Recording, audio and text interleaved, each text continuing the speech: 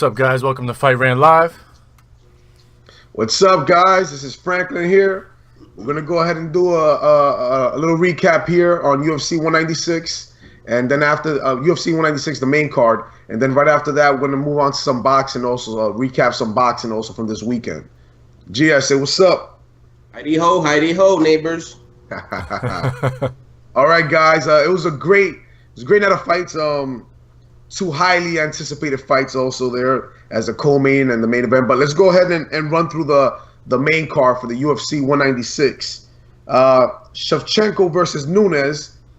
I have predicted Nunes by second round ground and pound. I got the prediction right. I mean, Nunes won. But it was an interesting fight. Who got it right?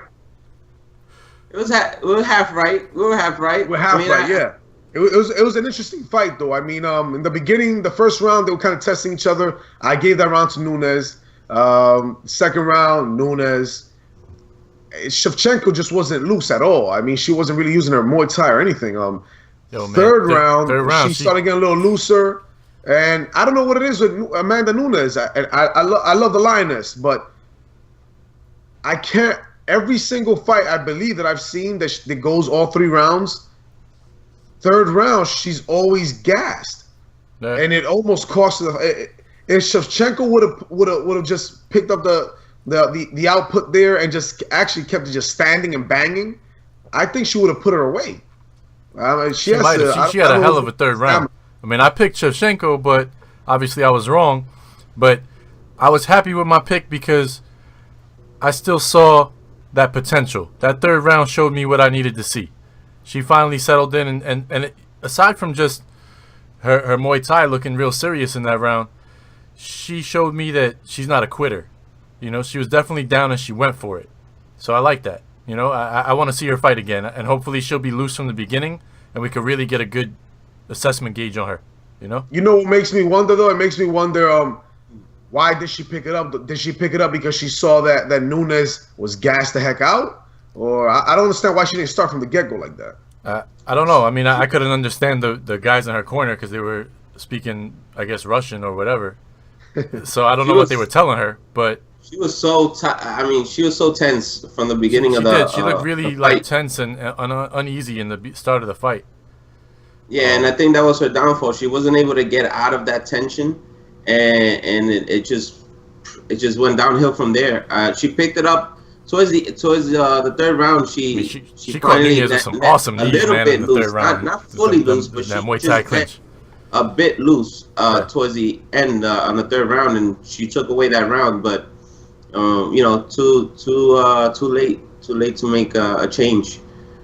She looks really decent, though. Her physique is ridiculous. Yeah, she's solid. I could see her being like just another one of those up and coming girls that just takes some practice, some time, and she has a loss under her belt. But you know what she needs to do? That happens.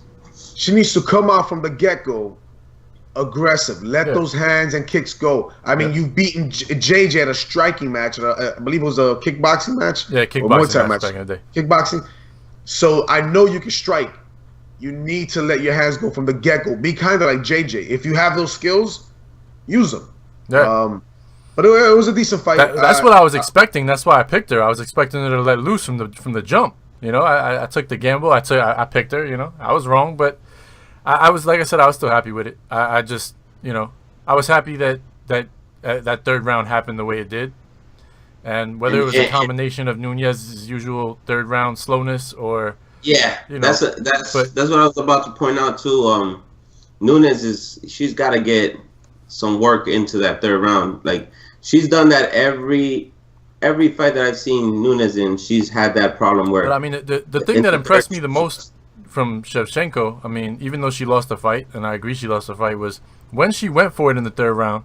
And she was trying. She was manhandling her. She was able to put her in that Muay Thai clinch, move her where she wanted her to, hit her with knees. Yeah, but how much was that just Nunes being gassed? Exactly. Hey, that's Nunes' fault then. I don't know, but Nunes looks like she's stronger, but it's like Gia says, every fight that I've seen of hers that goes 3 rounds, third round, she's like gassed to the point that she's lucky she doesn't get finished. She needs to train better or something. Go train with Nate Diaz.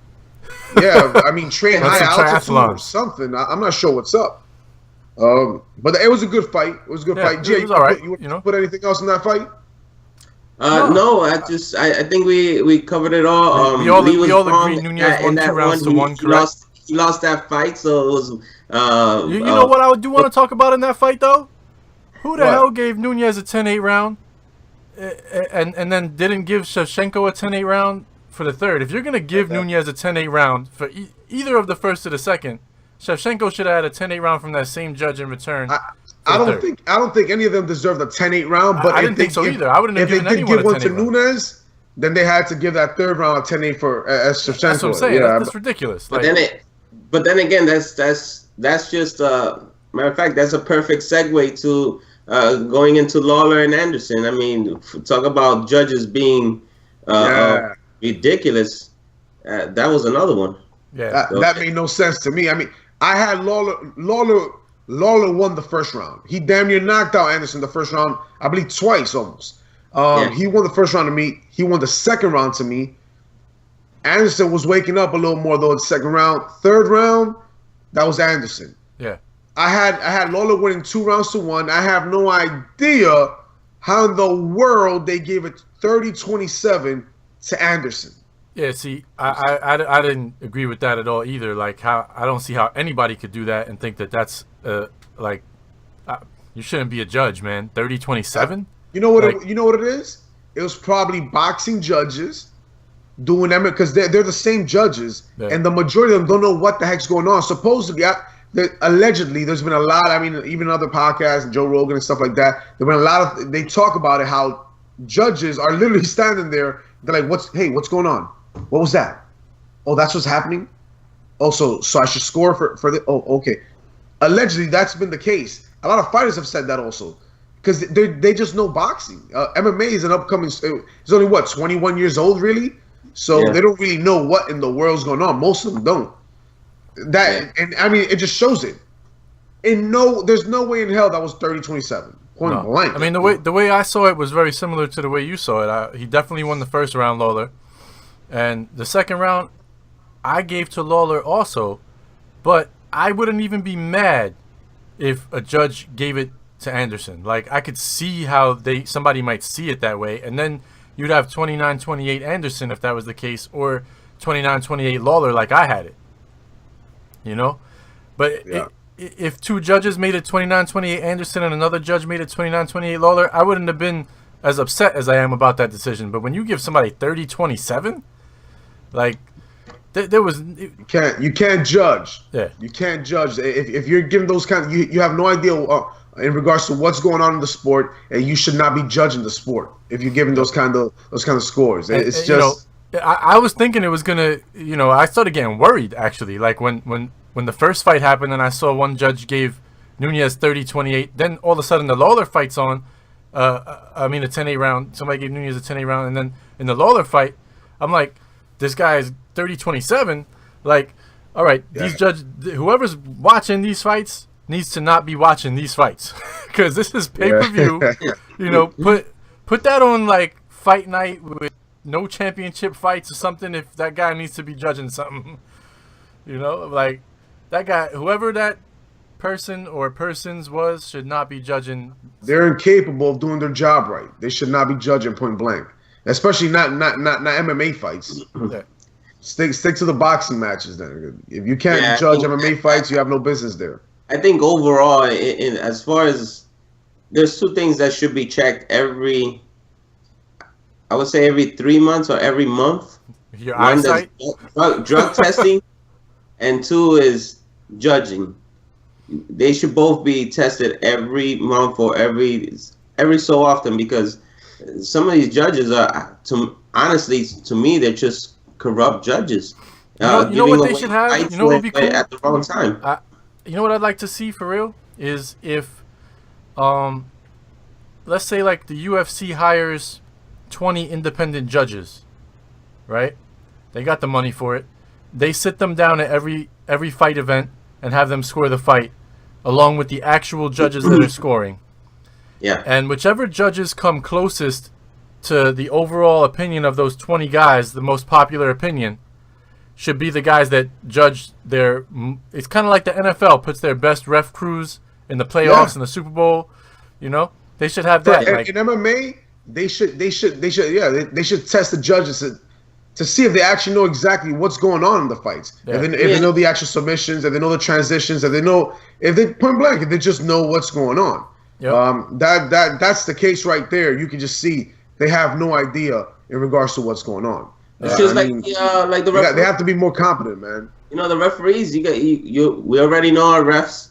They have, a lot of these refs have really good, decent time, and they have the knowledge and experience to be able to work a full fight. Some of these refs don't. One of those, that one guy that we saw in the boxing match, which we'll get to later. But that was one ref that you didn't know who the hell he was. Oh man, and I forgot. I can't remember now which fight it was, but there was a ref that made a stand-up call while there was action going on UFC 196. Also, I don't remember which fight. It might have been the Latifi fight. They were on the ground, and somebody was. I can't remember the fight, but I remember seeing one like that. It was like a questionable stand-up. Yeah, I'm like, why is there a stand-up? That's been happening a lot lately too. We've seen in a couple of fight nights. Previous. Well, they don't want it. The thing is, the more mainstream that the MMA has become, I mean, they don't want it to become boring either. I mean, because I understand that. I can understand it, but the rule is the rule to me is correct. Fighting. Like if there's not action happening, then stand them up. But if somebody, you got to know what kind of maneuvering these guys are doing, what kind of positioning they're posturing for, and what they're striking for. I mean, it could look boring for a moment, even a minute, 2 minutes.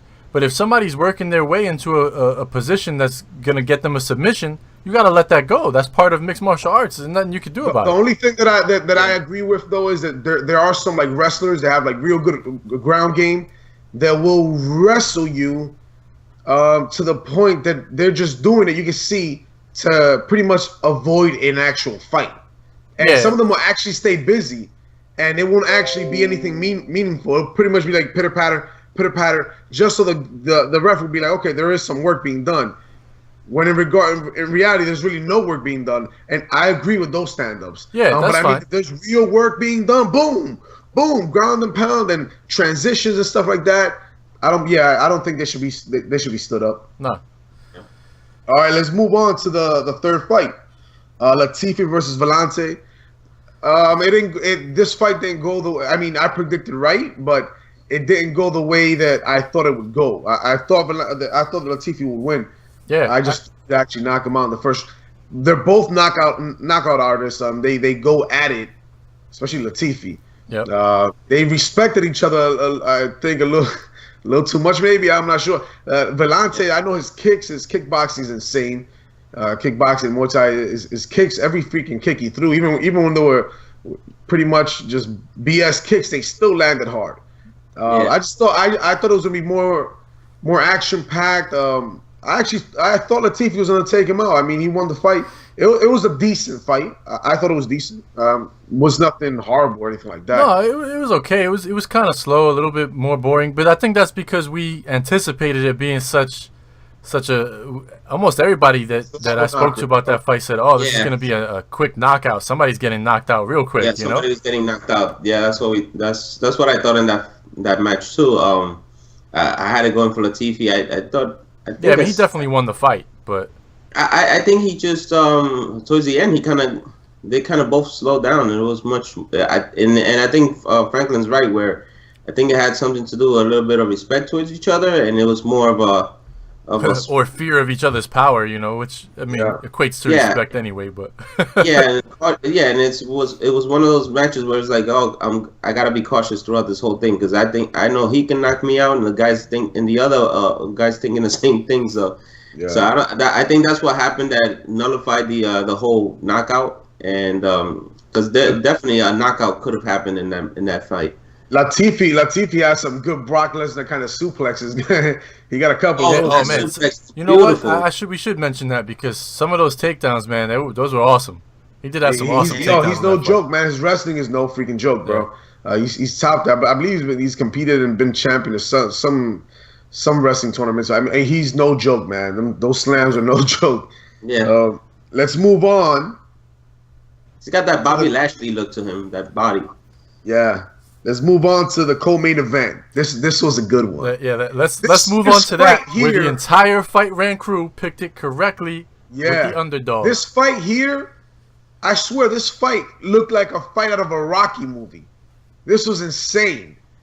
And it was just suspense from the beginning. The whole room was going crazy while we were watching that fight. Yeah, it was crazy. First round. And by the way, we all picked Miesha. Yeah, for the record, I picked Miesha Tate by 5th round submission. Yeah, you got it. You got it right on the money. Yep. And that was a good call, man. I don't know what to say about that, man. The first round was pretty much. I think I gave it to Miesha the first round. It was very close. There was very little that happened, but in all honesty, that could have been my bias, so that's why I didn't even consider it too much. I wasn't even biased. It was a very close round. It could have gone either way. The only reason I gave it a Miesha is because I believe Holly actually landed maybe slightly more shots there. It was a very tentative round there. They were feeling each other out. But whenever Miesha landed, she seemed to land the harder shot. Yep. She landed the cleaner shots in round one. But here's my thing, right? And I kind of agreed with Miesha and her corner because they said you lost the first and the third and the fourth, and she probably did, only because it's a championship fight and it was a close round, and you gotta assume that the judges are gonna give that round to the champion if it's close. You know, that's just how it usually goes. So I wouldn't have ever took for granted that she did or didn't win the, you know what I mean, like that she would have won the first round. But I did think she won it also, just off of the effective hits. Second round, second round was Miesha mollywopped her. That was all. Ground and pound, and damn near two submissions. She had her damn near 2 submissions. She dominated. The judges, I'm gonna give them props when props is due. I believe they got that one right. They gave that round to Miesha as a 10-8 round. I believe it's true. She dominated that complete round. Yeah, I mean, she took her down early, and listen, what was it? 1 or 2 episodes back where Franklin said her ground game can't be that bad. She trains with John Jones, and these guys all say she's good. How's her ground game, bro? How's her ground game? It ain't look good. Her ground game is awful. I've been saying it from the beginning. That girl has no ground game. Pretty well. None. She don't. She laid on it pretty well. She did great ground game. That's her game. I'm strong. She's stronger than all the other women, so a lot of times she could break free of it. But wow, once she was down there, she looked like a fish out of water trying to get away from Miesha that whole second round. She couldn't. She wasn't turning properly. She wasn't doing anything. She was just, she was squirming around like a fish that jumped out of a fish tank. Yeah. That third round. Let's move on to third round. Third round. Holly is picking her apart. With the strikes. Nothing really crazy. Look, I give her props. Crazy. She kept her composure. She was doing what she was supposed to do. I don't like her fighting style at all. To me, it's kind of boring. I kind of say her strikes are meant to prevent combat. Almost. You know what I'm saying? Like, it's a combat sport, and you're trying, I don't know. I get it, because in boxing, people do it, like Floyd, whatever. Fine. But you don't really see that in MMA too often, where a fighter is literally throwing strikes to keep another fighter at bay and try to just outpoint them. You don't really, you know what I mean? It's not as common. She's more of a point fighter, especially once you get her legitimate competition. She's more of a point fighter. She kind of just tries to pepper you with jabs and straights and stuff like that. She rarely goes off first. And if she does, it's that quick ha, you know what I'm saying? And it's not like anything with power. She likes to counter a lot. And she'll take a whole fight. Clearly, she would take a whole fight if somebody lays back, and she'd barely come forward. Yeah. And to me, you know what it is? When she comes forward, I've noticed that she works great if you do a Ronda Rousey kind of attack. where you're mindlessly just charging in and just throwing haymakers. She looks great. Yeah, her counters are great. Her counters, but she's not. She's a world. She's an I believe was an amateur kickboxing champ. I know she's a 19-time world boxing champ. And I can actually say, especially now because I've seen it again, I don't think that Holly Holmes is a great striker. Let's say Silva. He's a great counter striker. Yeah. But if he wants to strike, he'll light your ass up. Yeah. She's a great counter striker. Yeah. Holly, I don't know. She just, the only time she ever looks impressive is if you're actually going in for a fight where she could counter you and move. Kind of like in a Mayweather kind of way. But I guess putting it more into MMA because she uses obliques and the kicks. But I cannot see her pretty much go in and attack someone and go on the offense and light someone up and finish them. I can't see her being That's not effective. her thing, you know. Once she does that, she's not comfortable doing that. She gets tagged. Yeah, once she does that, she gets tagged. She tried a couple of times with Miesha. Miesha tagged her with a little heavy shot. Boom. I gotta just say this too, man.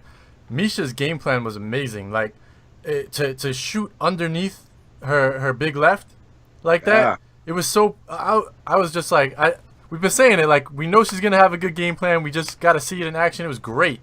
It was fantastic, and she executed it very well. She's improved, man. She's improved a lot. Yeah. You know what? Here's what it was with Miesha. Miesha, what she did was, she's improved. I wouldn't say a lot. I think she's improved a bit because I've always known that Miesha has that skill. It's just that for some reason, when it comes to fighting someone like Ronda, her and Ronda, they're so aggressive towards each other that things just get thrown out the window, and it's just a wild brawl between those two. But when Miesha started off in the first round, it felt like testing the waters kind of thing between both of them. The second round, Miesha finally took her down to the ground and worked her, and it was like she was listening to every word I was telling her throughout the whole fight. She put her knees on her arms and started banging down on Holly. Then the third round, Holly comes up and after the second round, of course, you're gonna want to come and give us a show and give us something to work on, especially the judges. You gotta buy the judges after that second round was so bad. But it still didn't work out for her because Miesha, what she did, apart from winning the match and getting the belt, she completely created the blueprint to beating Holly Holmes. Yep. I was gonna get to that later. Take her to the ground. Watch her when she throws her right or her jabs. You can always go under and just overhook it, and also keep that right arm, keep it up. This right here, if you watch that fight over and over again, was the winner right here. This was the winner. Yeah, keep it up. Every kicks, time that Holly tried to throw that kick, the high kick. Block, because that's her go-to. That's her go-to move right there. That's her knockout move. Yeah. That's the only one that she could actually knock you out with. She completely nullified everything that Holly could do. And you see everything that we're saying right now? It's all praise to Miesha. She deserves the victory. She deserves the belt. But I gotta say, I am very, very... A lot of people were saying, oh, Holly handled her defeat well. No, she didn't. She didn't handle it well. No, she didn't give Miesha props. She didn't give Miesha props for anything. Everything was, I made a mistake. I let my guard down too early. I that. It ain't about you. Miesha just beat you. You know, her game plan was better. She clearly, maybe what Holly should be doing is spending some time actually on the ground instead of, I'm so strong, I'm just going to make sure my takedown defense stays at 100%. Yeah, she needs to do that. I didn't like that either. And you know what? I didn't like how people shitted on Ronda, even with the weigh-in, like the first time and stuff like that, and just praising Holly. No, if you watched it, that weigh-in, Ronda went in like she usually does, more aggressive for that last stare down, and Holly put her fist and kind of sucker punched or snuffed her down. That's when she went off. Yeah. You can see it 3 million times. That's when she went off. Especially from that back camera angle that they showed later. You can see it clearly. She put the arm up and she pushed her in the face. Yeah, she pushed her down. Yeah, you can see it perfectly. I don't know why people were freaking bypassing that and saying Ronda was praising her all the way up until that right there. That's when she went off. She didn't have no breakdown or nothing. But but a lot of the fans and a lot of people wanted Conor to get fined because he smacked Nate's hand. But why is that such a big deal? And Holly putting her. Yeah, Holly pretty much. But that's different. Holly pushed her face. Ronda, you know, like nobody even talked about it. But that's what I mean. I mean, McGregor just did a smack. He slapped his hand. You know? It wasn't like he close punched his hand. It was but that was a big deal. But when Holly did it at that time, Ronda, it wasn't a big deal. It was just it's because all that hate, all that people are low lives, bro. They hate Ronda just to hate her because she's dominant. And she's a woman, and she doesn't bow down to people. It was a lot of hate, and like I said again, when Holly and Ronda were up to fight each other, I didn't know Holly too well from a year or so back when Franklin introduced me to her. But when I heard that they were gonna fight each other, I started watching them, and little by little, I started noticing those little things that gave me the inkling of like, man, I think this girl's gonna win this fight. She's getting into Ronda. She's getting into Ronda's mind, and she's gonna win this fight. It happened.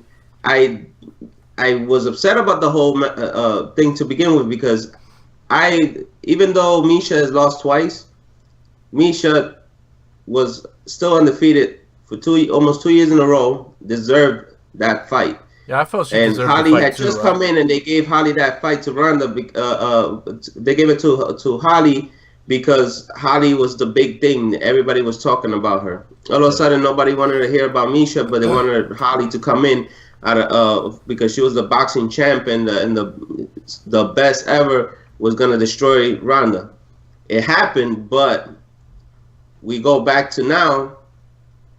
And we see exactly where Holly stands as far as being an MMA fighter. Can she improve? Yeah, I think she can improve, but I don't think she was at the level of Ronda. It was just that Ronda defeated herself in that match. Yeah. Miesha deserved it, and she proved it on this week that she deserved it, and that's why she got the win. And hopefully she can complete that Rocky dream that I have of her, and she can go and face Ronda. Do I think she should face Ronda right away? I put up a poll on our Twitter. It's not about that. I don't think she should. I think it should be. Ronda Holmes too, and then it should go off. But that's up to you guys. You guys can vote on that too on our Twitter account. I was so happy when she did it, and when she finished her off. Oh, I was so ecstatic. I wasn't jumping around like that in so long. I was so happy, you know, like you gotta love Miesha. Like every fight, she gives it her all. She's never afraid. She'll go for it no matter what. Like she deserves that, you know. She's got so much skill. She's so well rounded. She can strike with you. She can beat you on the ground. She can beat you in grappling. I mean. She'll go toe to toe with you any which way she has to get a win, and that's something you can't. She's tough. Yeah, she's taking shins to the face. Damn near knocked out. Comes back, wins the fight. She's had her orbital bone broken by Sarah McMahon, a silver medalist in the Olympics in wrestling, and had her orbital bone broken. She makes a damn near knocked out, makes a comeback, beats a silver medalist in wrestling in the Olympics. In grappling, she out-grapples her for the rest of the fight and beats her. And she's a fighter. She fights Ronda, and in the first match, I don't think it was smart, but bending her freaking arm like a pretzel, she would have tapped till they stopped it. Yeah. She's tough. She's one tough. She's one tough. I'd say cookie, but she's a cupcake. So I say she's one tough cupcake. Yeah. Yo, you know what? In regards to what he said. And that's what defines that defines MMA. I mean, you gotta tough it out. You're gonna lose fights, yeah, look, MMA is not based on how many fights you've lost. It's based on how you come back, how you climb back from pretty much from all everybody those loses in MMA. You know, like it's like when Paige Van Zandt fought Namajunas. Paige was clearly outclassed. Namajunas was by far the better fighter that night, and Paige took such a beating. And at the end of that fight, I said, you know what? I respect her more now. Like, how can you not respect that? Like, that's one tough woman, man. Yeah. Yo, and getting to the back to pretty much the end, the fourth round. Everybody knows Holly again, kind of picking her shot. She won that, not impressively, but she won that round. Yeah, Holly on the fourth round, she Floyded. That's what I call Floyding it is what I call it. She Floyded completely and gained that round. That's all fifth round. It's about 2 minutes left. Miesha knows she needs to takes her down with all her will. Put everything into it. And it was so impressive because she gets the submission in, and since Holly Holmes, she uses her strength. She's so much stronger than these other women that a lot of times she just shakes them off real hard or something. She did it this time, and freaking Miesha was holding on for dear life. That it worked against her because she tried to flip her over, and she would not let go. She ended up giving the back that way on the ground.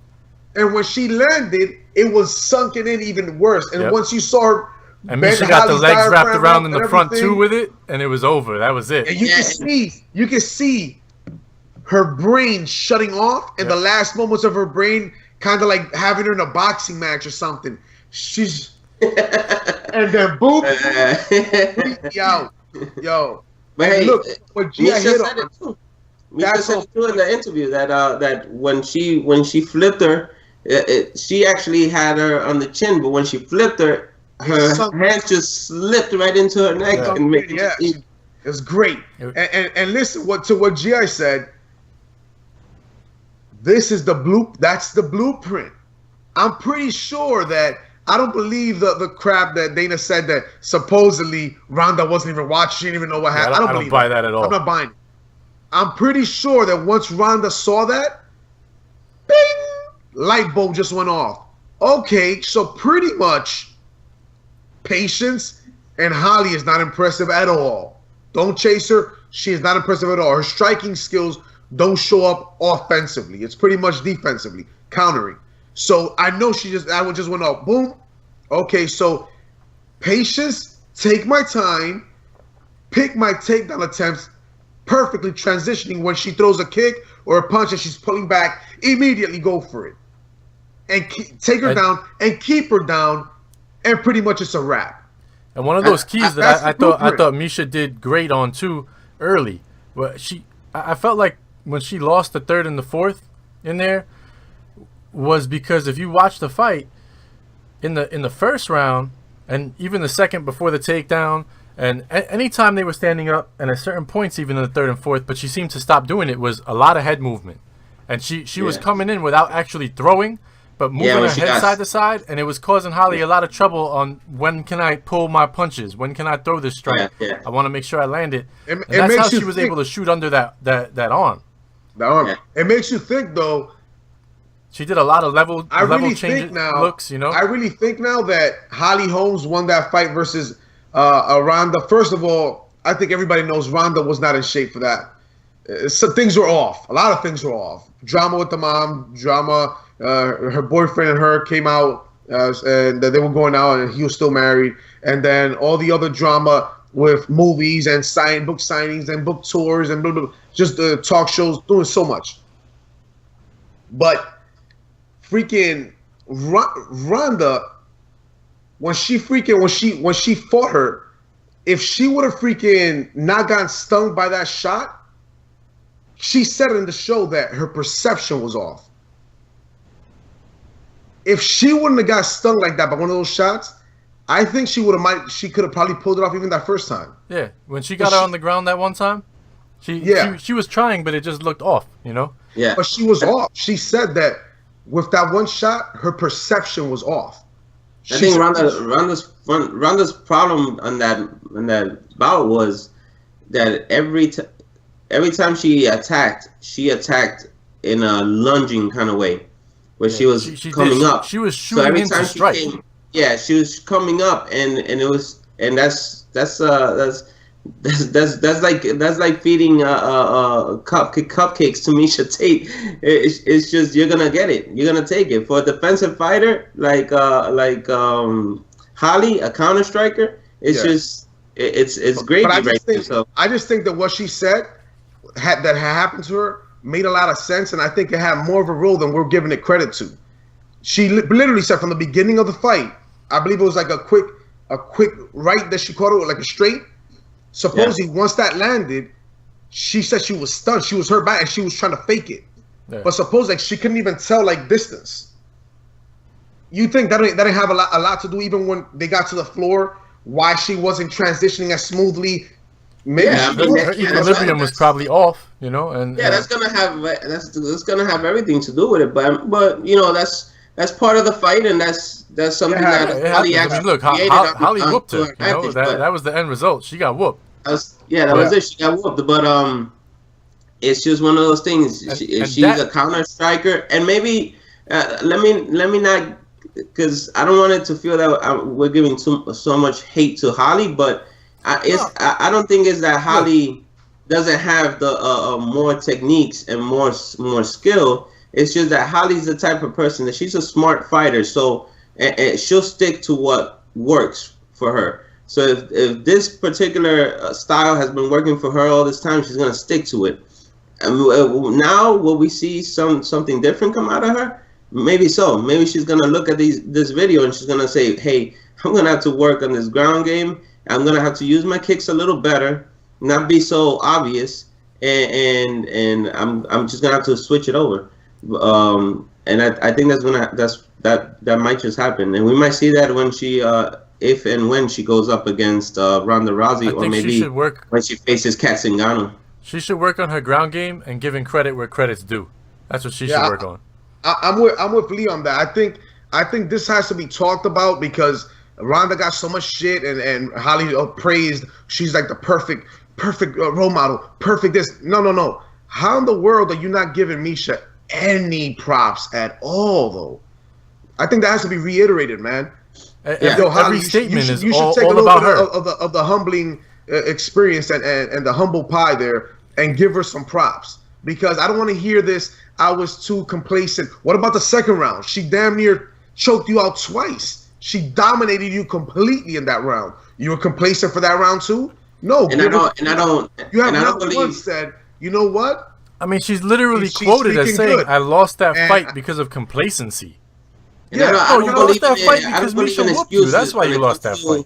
When it comes to matches, I don't believe in excuses. If you're gonna go into a ring to have a bout against somebody else, that's you stepping into that ring, going up against that person. So you've completely decided that you're able to, and that you believe that you can defeat this person. So if you don't, give your props, respect, and move on, and then come back. Maybe you can take him on again, or her. But I just don't like the excuses, because everybody comes up with excuses. Not everybody, but most people come up with excuses. But those are things that happen in any kind of sport. It gets to me. There's nothing. Yeah, it gets to me because Ronda got so much hate because she pretty much ripped her mouth, and she couldn't even do a press conference. So, she didn't congratulate her, blah, blah, blah. I mean, she congratulated her in the ring. They freaking shook hands and everything. And then when she had time, I guess, to talk, really, she came out on national TV and freaking congratulated her on Saturday Night Live. So, whatever. But I think she did. Everybody's just praising Holly so much. Holly was at the post-fight conference getting asked questions. And just like Lee said, and not at one moment does she say, you know what, man, she outworked me in that second round. She called me. Her submission, her ground game is just that good. I have to congratulate her on that. She did a great job. It was all about her mistakes.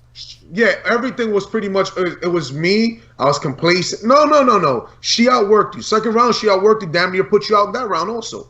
Give her respect.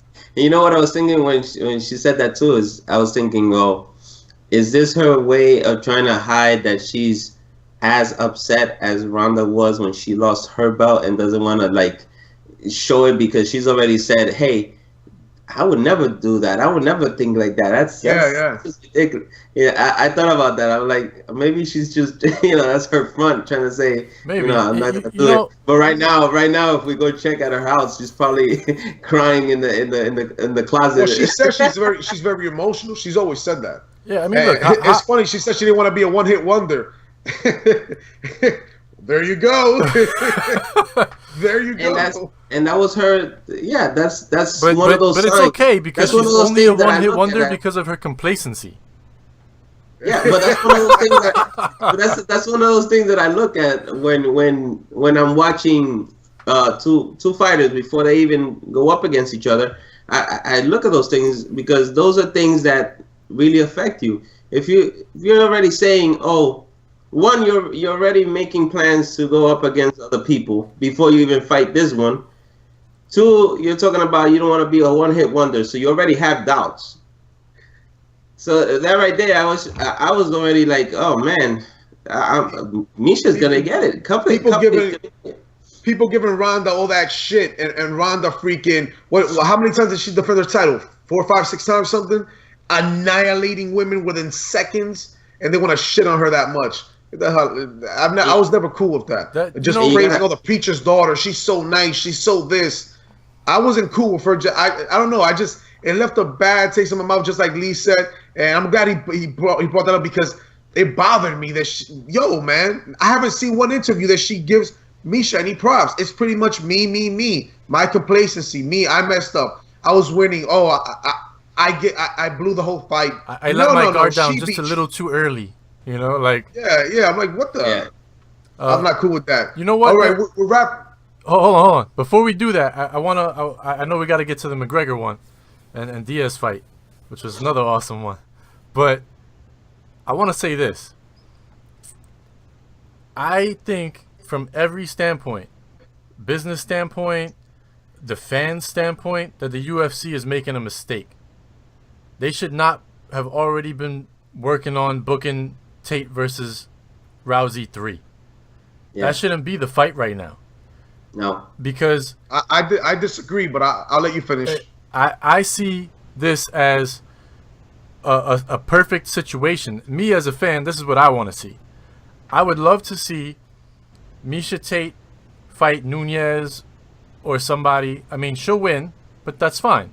Like Nunes has worked her way there. She's on, what, a 6-fight win streak now? She deserves it. Just like Miesha wanted it when she was on, you know what I mean? So let her get a shot, and on that same exact card, you put Ronda versus Holly, and the winner of that gets the winner of Tate versus Nunes in the next one. And I don't think for business, I don't even think that's the right move. I agree actually with for the simple fact that Holly didn't even defend it once. She lost the belt already. I agree with the actual. Ronda was a long time defending champ, demolishing everybody. So I agree with her fighting for the belt again, and then Holly facing Nunes or Kat Zingano. I agree.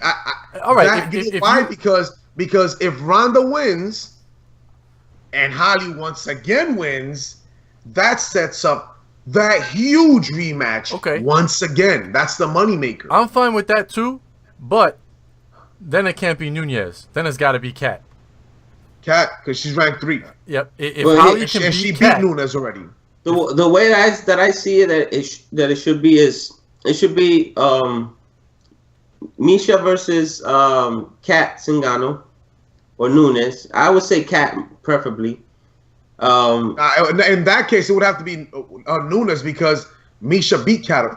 No. Kat beat Miesha. Kat beat Miesha. Kat beat Miesha. So it should be Miesha versus Kat.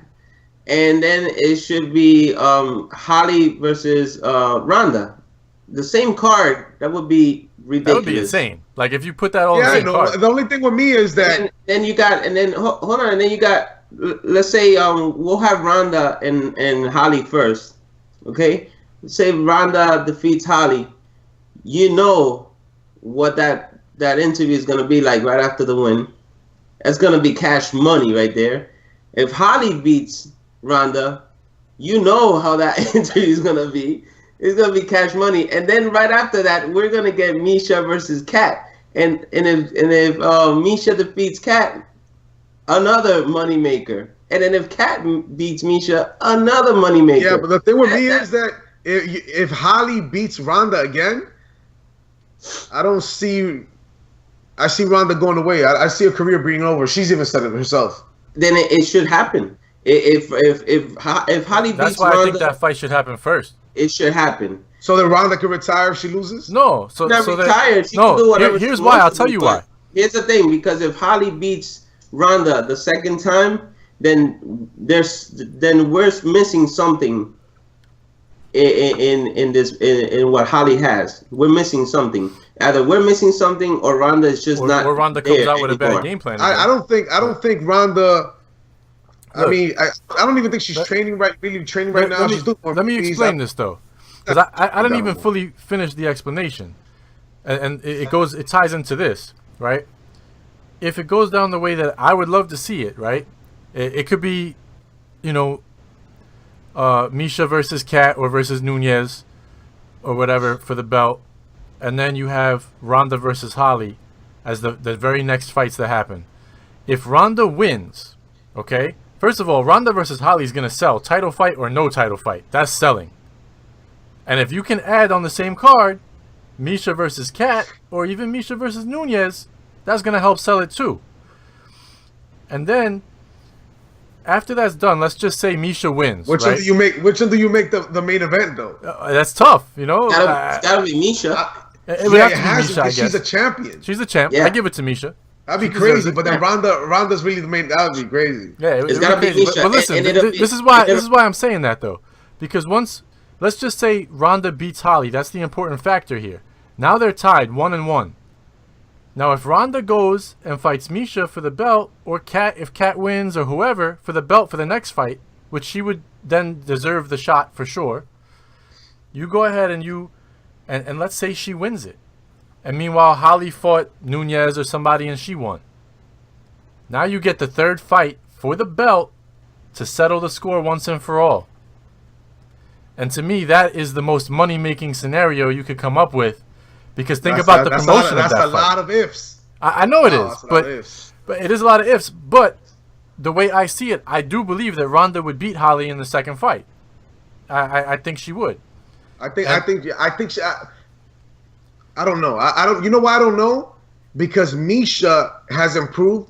Because Miesha is in the game. She's always training. She's MMA. I agree with that. MMA first.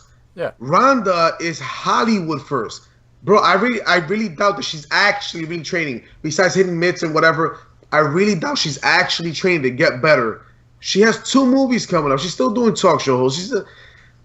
Man. I don't know how much she. And I'm a big Ronda fan. And to let you know also, because point blank, regardless, it's already happening. It's already been announced. They already said it, and Fertitta already said it. It's gonna be Ronda versus Miesha. I'm rolling with Miesha. Miesha, if you're watching me, I'm rolling with you, girl. I hope you beat Ronda, and I love Ronda.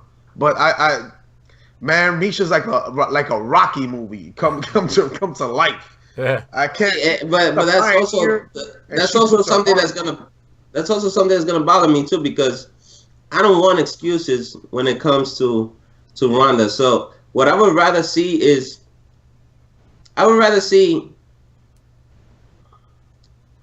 Miesha versus Kat, and then Holly versus Nunes, and then whoever wins that can go up against Ronda, to give Ronda enough time to get her training and get her focus back into MMA, so that when this fight actually happens, if Miesha's still a champion, there's no excuses, because I want Miesha to win that. So Miesha versus Kat was one of the best fights I've ever seen in MMA. That was a great fight. I would love to see that again. The whole time, and then you know what else too? Come back and beat her in the third. I really want to see Ronda versus Kat again, because that first fight, wasn't really a fight. Didn't show. Kat's got to win it. Kat's got to take it away from Miesha, and that would be. You see, that's There's perfect. so many possibilities. I guess it's all right. Go whatever way you want. UFC is fine. Kat's Ngannou, man. They'll figure it out. She's deserving also, man. Her husband committed suicide. She's been going through a lot of stuff, man. She's deserving, yo. She's a great fighter too. I just don't understand why Dana has to. Her will is amazing. It's gonna be Miesha versus Ronda. You know, will wise and remind me a lot of each other. You know, like they just will go for broke no matter what, and I love that. Yeah. All right, guys. That's a long time on this one here. I know, but we were excited. Congratulations to Miesha Tate. You deserve it. Yeah, congrats, Miesha. Cupcake. Since Holly ain't really giving you any props, congrats. You put in your work. You dominated the second, damn near beat her in the second, pulled it off in the third. Congrats. That was all your hard work. Fifth. She pulled it off. Main event. This one left me like I was in the twilight zone towards the end of that one. He was right here. Look, he was right here. I was right there. Why? Yeah. It was right here. And he was. It looked like the Wizard of Oz when the witch gets sprayed with water. It looked like he was disappearing. We have Conor McGregor versus Nate Diaz. Okay, let me start this off. The first, and listen, like I said in the previous podcast also, Nate Diaz is no pushover, and I said this could happen, but the way it starts. You see his Nate Diaz's size and reach, it kind of had to adjust to it, but he adjusted pretty quickly to it. He starts movement, striking is it is better. I don't want to hear all that hate people, it's boxing. Stop it. Let's talk about the truth. What really happened. You can just replay it and watch it and you'll see it. First round, McGregor picking him apart. He gets his little timing in within like about a minute in. Oh my God. Starts going in on him. Boom, boom. Gets that overhand, the overhand left. His trademark. Boom. Catches him. Boom. He's tagging him up, lining him up. Face is all bloodied up. I'm like, whoa, he's getting his work in. Second round. Again. Start like the first 2 minutes is that again. Boom, boom. Line him up. And you see one of the last shots kind of gets Nate on some kind of like he even recognized, like, I can't keep taking this. And I'm looking at it, I'm like, whoa, he's on the verge of putting this guy out in this round here. And then he keeps going, boom, he's charging, boom. And then he sinks a good right hook to the stomach of Nate, boom. And you see Nate kind of stepping back, kind of, goddamn, like, I didn't see him making out of that second round. And then just like that, you see an energy dump of McGregor, boom. And I'm like, whoa, what's going on here? At that time, too, Nate caught him with an amazing shot right on the chin, too. Like, yeah, but he wasn't wobbled or anything. We didn't see him wobbled or anything until he was just gassed. He can't even move. He's not even keeping his hands up. And once Nate Diaz sees that, he pounced on that. It was like it was quick. 1-2. 1-2. 1-2, and then boom, that one caught him, but he was gassed already by that time. It kind of wobbled, but you saw how good of a chin McGregor still has, though. All it did was kind of wobble because at the same time he's gassed, though. And then it takes him down, and he's so gassed he just transitions right into the choke and chokes him. No, but you know what's great though? McGregor damn near finishing off Nate or looking like it was on the verge of that. No, you know what was awesome though about that like finish? This Nate just. There's one thing I don't want to gloss over about that finish for Diaz, was that he tried. He wanted to sink that choke in, and he couldn't get it under, and he pulled it. He pulled out. He left his arm there still, but he pulled out his other arm and gave him a nice shot right across the face to make him move, and then sunk it right in, because he realized he couldn't get it. And I mean, but we knew it was gonna happen. Yeah, at that point, you knew it was gonna happen. He's a black belt, fucking Gracie jiu-jitsu. He's no joke. Yeah. And I gotta ask you guys a question, weird, man. I gotta ask you a question though. I mean, I love Conor. Aside from GI who picked Diaz, congratulations. Here's my serious question though. It may sound like a joke, but it's real serious. Who tapped faster, Conor McGregor or Sage Northcutt? Sage. I mean, that was a quick tap from Conor though. That was real quick. No, but it was sunk in. I know it was sunk in. Gassed. But he wasn't gonna get out. I get it. I don't knock him for it, but that was a quick tap. Yeah, but it was sunk in. I know. The thing with this was a legit. Oh, I know. submission by I'm Nate not talking Diaz. about the difference between the holds. I just mean who actually tapped faster, because Conor tapped fast, bro. We have to look at the details. This is a gassed McGregor by Nate Diaz, a black belt in Gracie Jiu-Jitsu, and a legit freaking submission sunken in, not in half guard. Yeah, no, I know. Sage, I saw it in his expression, his facial expression. Before any of this, like he had like a I'm gonna give up kind of face. And he gave up to a submission applied in the half mount. It's completely different. No, I know. So all right, so here's what happened, okay? Excuses out the door, blah blah blah. That wasn't no. That's why I said. That's why I said no excuses. I did facts. You can watch the fight, and what I said is facts. Blah blah blah. This is what happened, okay? Conor came in, and Conor was trying to outfight Nate Diaz and go up against him like his punches didn't matter. And yes, that's true. That's what happened. Conor did catch Nate with a few good punches in the first round. He even wobbled him close towards the end. But Nate has never been the type of fighter to start strong in the first round anyway. Second round comes in. What does McGregor try to do again? He tries to outfight Nate Diaz. But you don't outfight Diaz brother. You don't try to outfight a Diaz brother, because what happens? But it was working. You get knocked the hell out. You're on the floor. You're choking. Night night. Bye bye. No, but that's Diaz not brother wins. No, you know what? That's a bias. That's a bias review. No. That is not a bias review. That is exactly what Nate Diaz won. Okay? No. Nate Diaz took him down and he pounced on him. Hold on. This is why McGregor tapped out so quickly, and Lee has a point to that. The reason why McGregor tapped out so quickly is because there was nothing to lose and there was nothing to win. Okay, McGregor has already had a loss in his belt anyway, and there were no belts to give away if he lost the fight. Why stay there, try to fight the choke? Why even bother? Just tap out. I tried it. I gave it my best. Oh, the hell with this. Let me grab my shillelagh and let me get the hell out of here. I don't think that had anything to do with it. It was pretty much tap out or go to sleep. It wasn't no half mount. It wasn't a half-ass submission. It was a submission that was in. When they started bleeding, everybody here was, oh my God, you gotta kill him! You gotta kill him! Look, he's bleeding! Look at all the blood on his face. I'm over here. Because of just I'm over here. I went to the kitchen to go get myself another drink. Because I knew this wasn't going to be over. I come back around. Second round starts. Nate whoops his ass. Chokes him out.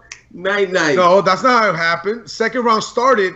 And McGregor starched him again. He gasses out about 2.5 minutes in. Hey, listen. Listen. Again, when you step in the question is, let's be realistic. Like I said, I'm not making excuses. I'm calling exactly how it happened. That's what it sounds like to me. Every time you say McGregor, you say McGregor gassed out, and then he went to the store. McGregor gassed out, and then he grabbed his belt. Listen, Lee, what am I saying that's not correct? Gassed out. All right, look. McGregor starched him first round. McGregor starched him 2 minutes into the second round. Gasses out. Nate Diaz pounces on him, wobbles him. He goes for a takedown. He's completely gassed out. Nate Diaz transitions, submits a submission in, chokes him out. What can he do? I'll give it to y'all. I'm gonna explain this. I'm gonna settle this right here. You're both right. Both of you are right. It's just, all right. Look, everybody. I don't think he wanted to lose. I don't think he was like, oh, Nate Diaz didn't have a camp. He didn't want to lose. People were already talking about how Diaz can't win because he didn't have a camp. Whatever. We know Diaz brothers are in shape. He was training for triathlon before the Conor is also in shape. He trains all the time, you know. He was training for a fight as well. Conor had never fought without cutting weight. He may have done something wrong. He definitely did gas out. So you're right about that too. Also, if you go back to the podcast previously when we were talking about it before, I said Conor's not gonna go out there and try to just destroy him right away. I thought he was going to take him out on his legs, and he started doing that. Remember, you were like, oh, Conor don't throw that kicks. He was throwing them. He was, yeah. But I don't know why I think what happened, honestly, is that Conor overestimated his power at 170, and he underestimated Nate Diaz's chin, and that was the problem. Those two things combined, and he underestimated what it was to compete. Yeah, at 170. He was saying it. He was eating steaks and potatoes for breakfast, trying to keep the weight up, and he still couldn't hit the 170 limit. Yeah. He was a 168. Yep. That's not your weight class, man. Yeah. And if you're gonna move up to 170 and compete at 170, now walk around weight. Yep. Compete at 170, you have to kind of move up slowly to that. And you have to train and fight differently than what you did. But everybody, you know what's scaring me? Everybody knows this, though. Why is this even an issue that we're talking about? Everybody knows this. If you're gonna go to a specific weight, you need some time, you need to work, you need to train. Conor McGregor took that challenge. Yeah. And I give him big props for it. I respect the hell out of him for it. He paid for it, but hey, I give him credit for it. You know, but a lot of people hate on Conor. His mistake was this. Look, he tried to. That's the thing with me. That's I'm not because people hate on him. I'm not gonna, especially when we have a podcast. I'm not gonna project something fake, because everybody's acting as if McGregor got demolished. McGregor demolished Nate Diaz, gassed out and got choked out. That's really what happened. He didn't demolish Nate Diaz. Listen, he was beating Nate pretty bad, man. He took over. Yes, but that's not demolished. That's not demolished. No. He was demolished. How about he demolished his face? He was demolishing. So he gassed. His face is always demolished. That's another. Yeah, but it looked worse than it ever looked. If he demolished him, would have meant that he won. Yes, he was demolishing him, and then he just gasses out. In the process and Nate Diaz, like I said in the previous podcast, Nate Diaz is no joke. I said this could happen. I also don't want to just say that this whole fight ended for Diaz as a victory only because Conor gassed. We don't know that. You know what? Listen, before you continue, I'm on the record. This fight ended because McGregor gassed out. If McGregor would have had 2 more rounds in him and not gassing out, I have no idea how Nate even makes it out the second round. That's going back to excuses. I mean, if you don't think you can make, yes, it is, because if you don't think what's an excuse? You know what's an excuse? This was 3 rounds. They go all 5 rounds, and Nate Diaz is lining them up, and I'm over here like, no, this was a 5-round fight. Doing great. This was a 5-round fight, right? He won because he slipped on a little bit of sweat that landed on the floor. No, that's an excuse. Fact. You can replay the video, and it's fact. If you don't even know what's happening in the fight, and you don't even know the outcome, you play the video, and you're like, whoa, McGregor's lining him up. It's an excuse. Crap. That's what people be saying. There's plenty of people. If you want to use that, then you want to say that every person that Muhammad Ali fought lost because they got gassed. No. That's just part of fighting. If you get gassed, it's because you overuse what you have. And he overused it because he tried to bully but that's true. He tried to destroy him. And he admitted it. He said, I wasn't efficient with my energy. But that's I can't put what Ali did to like Foreman or anything like that, because Foreman didn't move up 2 weight classes just to not abandon a fight card. But again, that's just... No, this is not excuses. This is just me giving props to McGregor. McGregor to not kill a whole card. Don't come up. I was like, fuck. All right, I'll do it. 170. Let's go. Don't come up. If you don't think... I'm going to give you props for that. I'm going to give you props for that. I give him props for too. And I believe he thought he I am giving 168 to face Ward. I'll tell you what I give McGregor props for. I am giving McGregor props for coming up. But what I'm not giving the fans props for is for making excuses for McGregor. Because even McGregor's not making those excuses. He thought he could take out Nate. What I'm saying is not an excuse. He said he thought he could take out Nate Diaz. He said he underestimated that Nate was so strong, and he underestimated that his power was going to be. I agreed with Lee. Lee just hit on that. I agreed with that. But it's just that he lost because he overused his power. He had 5 rounds that he could have just gone through it. Strategically just take him apart. Taking those legs, like I said. He wouldn't want to fight. Yeah. But that's the way. Yeah, but like I said, nothing I've said is an excuse. It's just the truth. It is. He went in trying. I already agree with you, Lee. You saw that. I agree with you. He underestimated his power translating to 170. He underestimating competing 25 pounds heavier, 2 weight classes heavier. He underestimated that. And he underestimated his stamina at 170.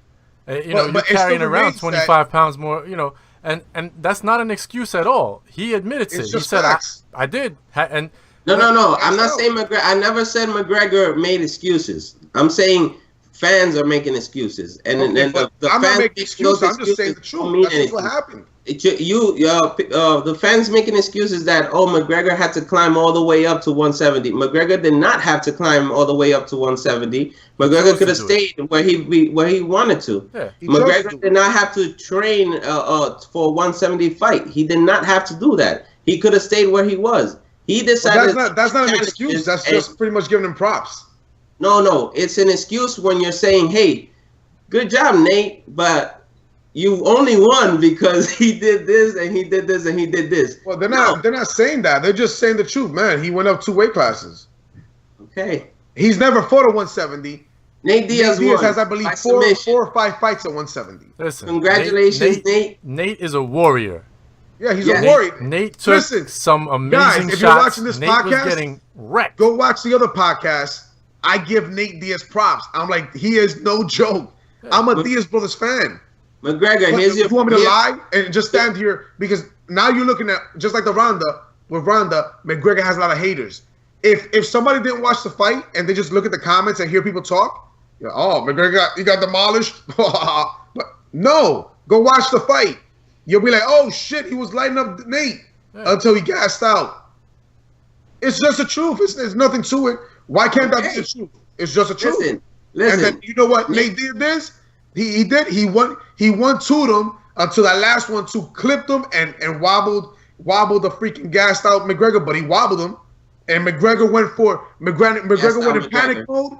He went in panic mode. When he shot for that takedown, I was like, what are you doing? He got a panic mode, went for the takedown, and you know what's gonna happen there? Freaking Nate Diaz Brazilian Jiu-Jitsu ain't no joke. And he chokes out the gassed out McGregor. Like you said, got a little shot in there, sunk it in, choked him out. That's what happened. So is his first name Conor McGregor or is it Gaston McGregor? I get confused. I get confused here. You know why I say that? Because Nate caught him even in the first round with those good 1-2s. They didn't even phase McGregor until McGregor wasn't gassed to the point that he's kind of walking around like this. That's when all of a sudden they hurt him because he was gassed also. No, McGregor could have done. Look, this is what McGregor could have done and should have done is in that first round. In that first round, he controlled the whole fight. Yes, Nate hit back, and because of course Nate likes to fight inside, and that's what they did throughout the whole first round.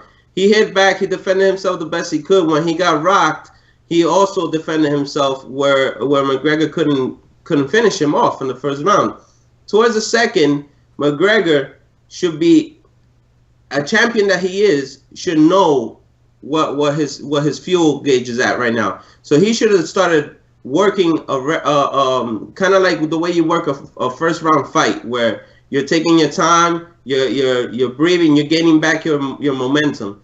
He didn't do that, and that's what at that point he one time gassed out, and then Nate caught him really good with that punch where he did wobble him, and then McGregor came back and tried to attack and ended up losing that bout because I gotta say, though, he wasn't there.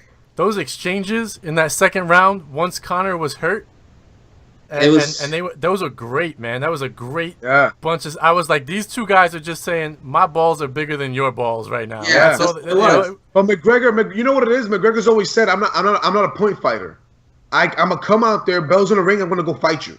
But he didn't have to. He didn't have to win this fight by points, though. Right. That's what I'm saying. He just needed a different game. He could have knocked Nate out, but he just had to take his time on it, and he should have kept working those legs like he was little by little, because he would have. He would have been in the first round, and I got excited. I said he's gonna do it, and then he stopped. And then he just went crazy on him instead of continuing he stopped that. Because he tried to do.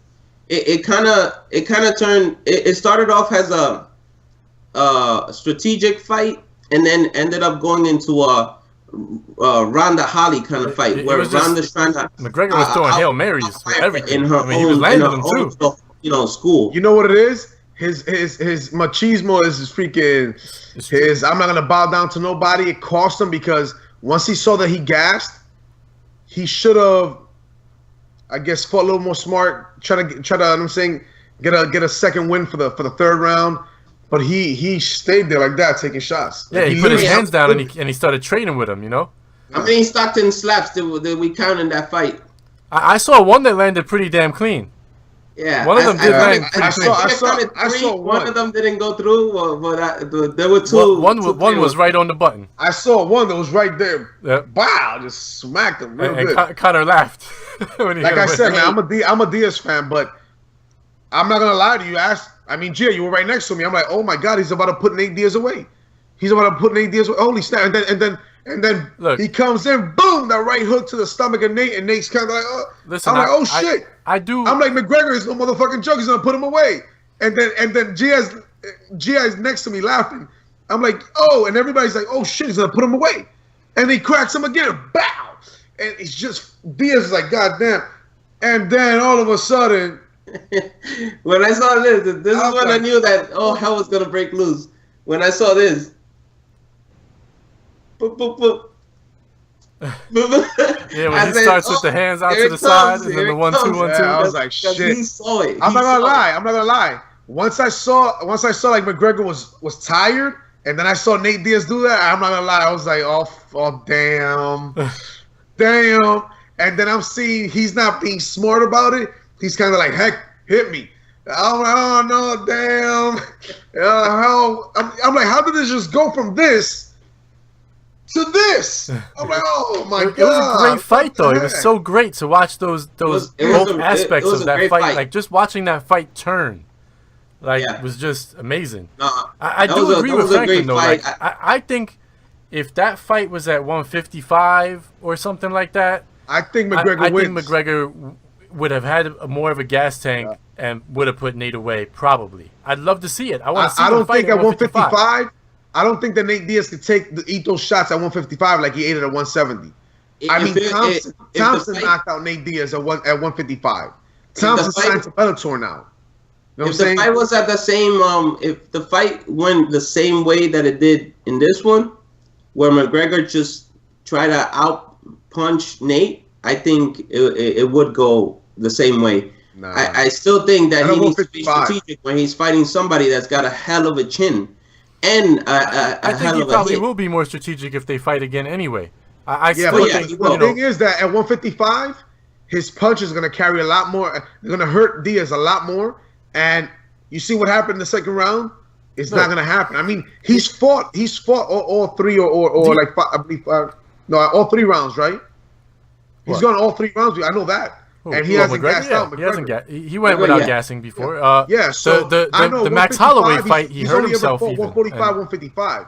At 155, he doesn't gas. And what we see in the second round, he finishes it, and he finishes in 8 Diaz. That's how I see it happening. But remember the way that McGregor fights. When he fights, it wasn't like what we saw. It was timed. It was more relaxed. It was mind control. It was, it was everything, and there was plenty of time in between shots and stuff. And that's the way that he should always fight. I think he was a little frustrated because you saw even in the beginning of the first round, he threw a lot of heavy shots that missed completely because he couldn't time the reach initially. Time it, yeah. And he just wanted to get that timing down. It took him like a minute and a half. Yeah, it took him like a minute and a half, 2 minutes till he adjusted, and then he started landing. Yeah, I mean, he landed some hella shots, Like, I was surprised when Nate took like 2 or 3 of them. That dude's a warrior, he was man. Bloody, whatever, but he's got a hell of a chin. You saw some of them hurt him, but he wouldn't drop. I'm like, I said, yo guys, I just saw the conference, and I was so I'm a Nate Diaz, I'm a Diaz brothers fan, and I was going for Nate to begin with, but I just saw the last conference. And I saw that Conor McGregor just flinched. This is over. This is gonna be Nate's. And you guys were like, "Man, you sure? I don't know about that. I don't know about that." And then, boom. All I can say is, and I'll be in the record of saying it though. That was a great win by Nate, but I can't be fake and then just hold that back. You're lucky that McGregor gassed. I don't see you making it out that second round if he didn't gas.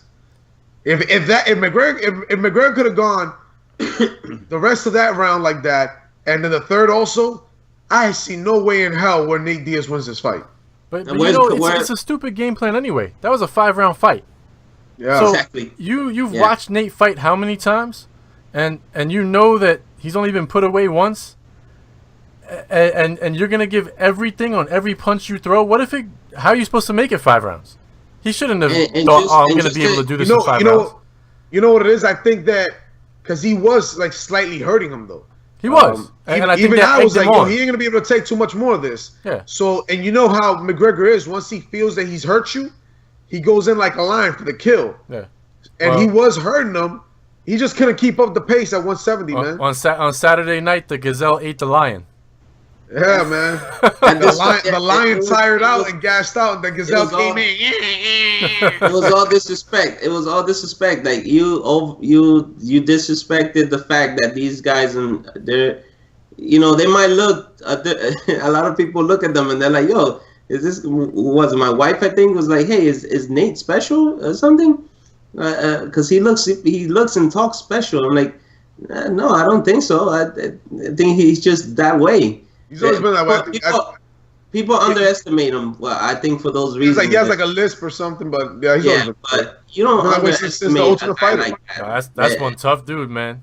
When you got Nate fighting the fights that he has fought, you don't underestimate that. And then you got a guy that his brother is laying down in front of Anderson Silva, and then standing up and giving him a Stockton slap as well. You don't underestimate that stuff. Yeah, I mean, and that's what happened. Great match. I loved it. Thank you. It was a fantastic match, man. I actually liked the drama and the turn, and I was hoping to be able to see another turn and then another turn, because I feel like if anybody could give you that, it would be those two, which is why I want to see it again at 155, because I think we get a little bit more back and forth in turns.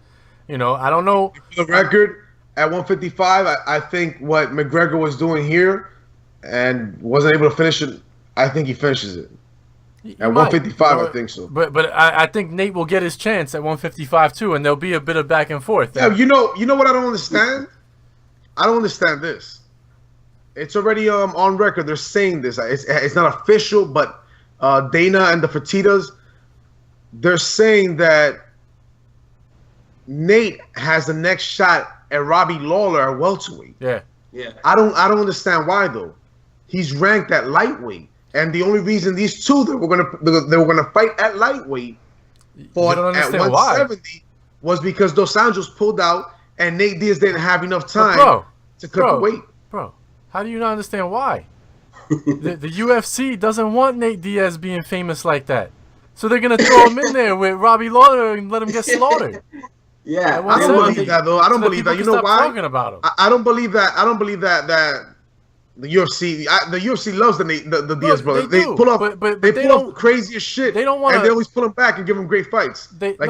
But it's not that they don't like him at all. What I'm saying is though, they don't want him on a Conor McGregor kind of level.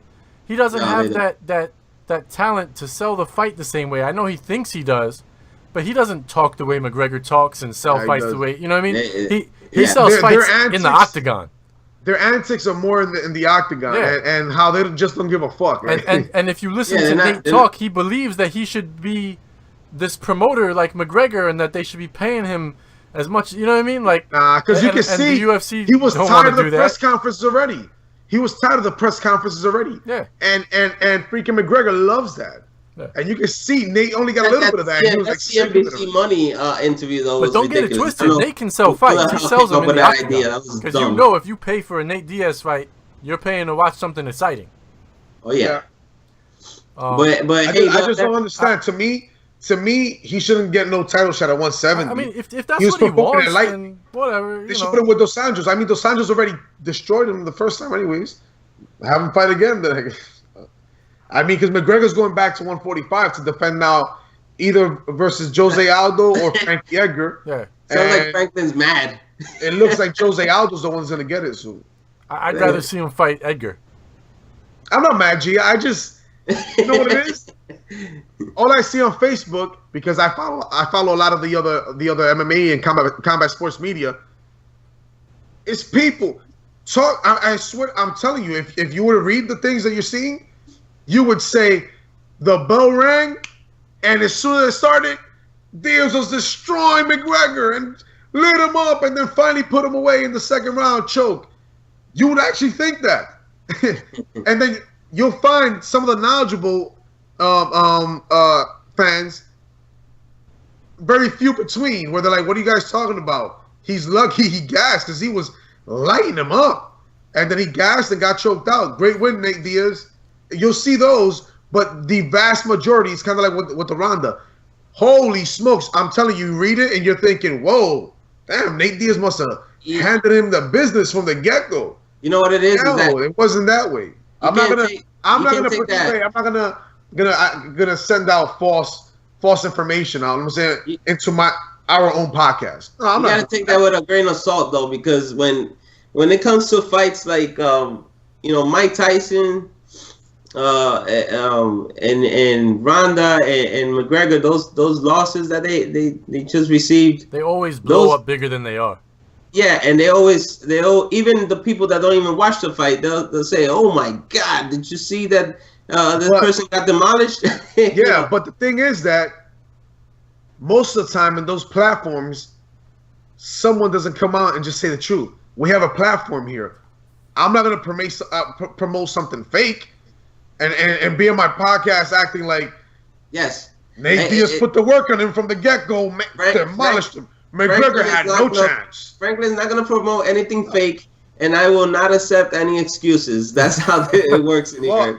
An excuse would be this: McGregor tweaked his shoulder and then tweaked his ankle, and that's the only reason. No, I'm saying the truth. He was lighting him up, and he gassed out, and then Nate Diaz pounced on him, caught him with 1-2s, wobbled him, went down. McGregor went down on panic mode because he was wobbled and gassed. He said it himself. And he said it himself. Yeah. And then Nate Diaz, great at Brazilian Jiu-Jitsu, transitions almost immediately. About to sink in the freaking the choke.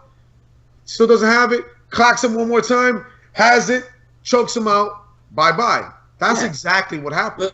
But you know why? You know why I don't accept the gassed out part? Yeah, and I'm not gonna accept it. It's because this is a 5-round fight, and you got gassed out in the second round. That's your problem, buddy. So if you got gassed out in the second, it is his problem. I don't think Franklin's saying it's not his problem. It feels like I'm forsaking him for being a fighter that steps up. I'm never gonna forsake him stepping up 25 pounds heavier, 2 weight classes heavier to not kill a whole fight card. It's pretty much like me shitting on him for doing that. I'm not shit. Yo, combat sports needs more people like that. Yeah, but you're not gonna move up 8 pounds to face Ward. Yeah, but you're not gonna throw water in a fight card. But you're not gonna throw water in Nate Diaz Kool-Aid because McGregor came up from I gave him props already. But you kind of are watering it down when you say it that way because you're supposed to train for a 5-round fight, and that's the way it should be. No, but if you gassed out, is because you strategically didn't work this out the right way for. There was no way to strategically do that. He's never fought at 170. Trust me, if he would have fought the way that he's supposed to fight, the way that he does fight all the time, he wouldn't have gassed out. He's never performed at 170. There's a lot of unknowns. You know, that's the truth. There's a lot of unknowns. Yeah. He didn't fight at 170 before. Clearly, he was having trouble even being at 170, so that's bigger than where he's supposed to be. He can't even hit the weight. But here's the thing. None of that matters, because GI is also right. Like, if you don't know, you should be smarter about your game plan. You know, and he just, I feel like he walked in there and treated Nate Diaz like Nate Diaz weighed 145 pounds. Yeah, it's the same thing with if we don't even want to talk about Nate Diaz and Conor McGregor, it's the same thing with Ronda. I'm not gonna make excuses for Ronda losing, because the reason why Ronda lost is because she strategically didn't plan it out the right way. She decided to just go through her like she's a juggernaut, and it didn't work out for her. She got knocked out. The thing is that McGregor didn't really do anything to overexert himself that way, but be at that weight. Yeah, I think that's what I'm saying. You guys are both kind of right. The only thing that he did that I thought, hey man, stop with that. It's gonna eat some of your energy. Was those spinning kicks? So I'm saying, like, he did it like 3 or 4 times. He even said it. That worked against me. You should have held back on that. You should have. But the punching, like I said, if the shot is there for you to take a full blown shot at him, which was there because he was landing, why would you not throw it? And look, that for first me, round looked like a third round fight. I'm good with the first round. You could have did all that, because everybody knows Diaz starts slow. So you could have had that first round, but you should have came out in the second round and started with leg kicks and moving around and not exerting all your energy, because you're already in the second round. Regaining your energy. But in the second round, Nate Diaz's face was there. He started even more efficiently hitting him in the face. I know, but that's fine. But I don't know, man. You watch a lot of Nate Diaz fights. Nate Diaz will bait you with his face. He don't care. You know why the gassing out plays so much of a factor? Because McGregor's never gassed out. He's even gone all rounds with Holloway.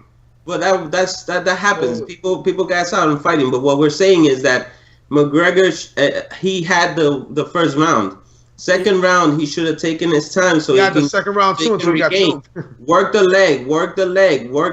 Throw a little jabs here and there. Regain your energy, and then again in the third round, say for example, he could have finished him off in the third round.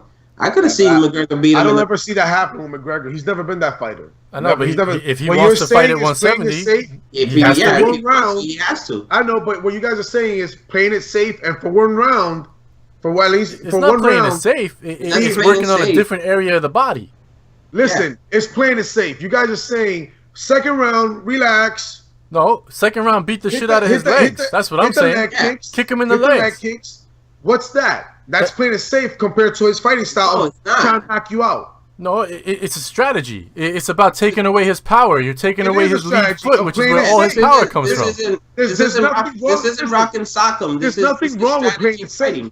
If the strategy of playing it safe is, hey, second round, slow down, go for more leg kicks, this and that, there's nothing wrong with that. Yeah, then go back to third round. You go back to what you did in the first. You probably finish him.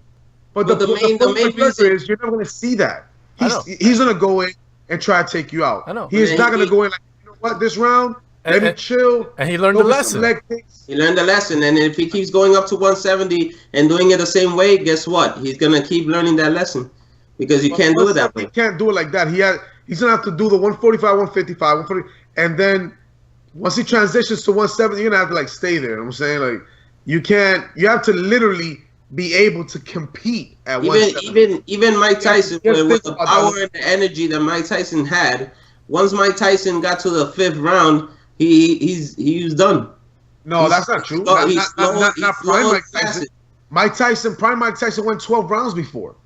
No.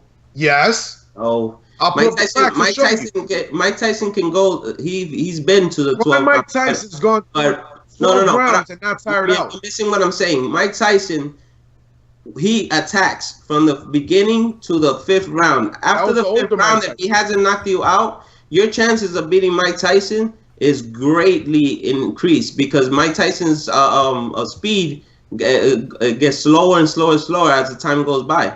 Yeah, but that's not prime. Past the 5th, you're more than likely gonna beat him. Prime Mike Tyson, I've seen his fights. I think he had 1 or 2 that went 12 rounds. He wouldn't tire out. Later around the 90s, he did get to a point that pretty much after 3rd, 4th, 5th round, he had like 3 or 4 good rounds, and that was about it. Later, yeah, that's it. Yeah, and that's the way that it works. If you don't play it out. I want to say this. For all the shit talking that Conor McGregor does, and we know he's selling fights. The UFC loves it. He's making it big. And that's beautiful. There's a purpose for it. I like him shit talking. I think it's great. It's, you know, a lot of people hate it. A lot of other fighters don't like it, and maybe it's because they can't do it or they weren't given the opportunity and they thought they should be or something.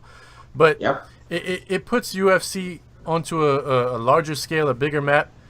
But I gotta say, man, for somebody to be able to talk like that all the time and annihilate people and just keep doing it and talk the way he talks, when he lost that fight, he was the most gracious and humble loser. You couldn't have possibly even imagined that, given the way that he speaks when he wins.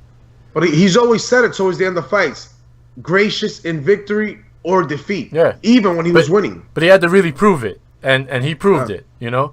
Yeah. And Holly, you should take a look at Mr. McGregor and learn how to be gracious in defeat. Give some props. Give her some respect. He showed Nate nothing but respect. Gave him a ton of props. And you know, didn't make excuses for himself. You know, that's the way you got to do it. You know. Hey, you know what? I give him props because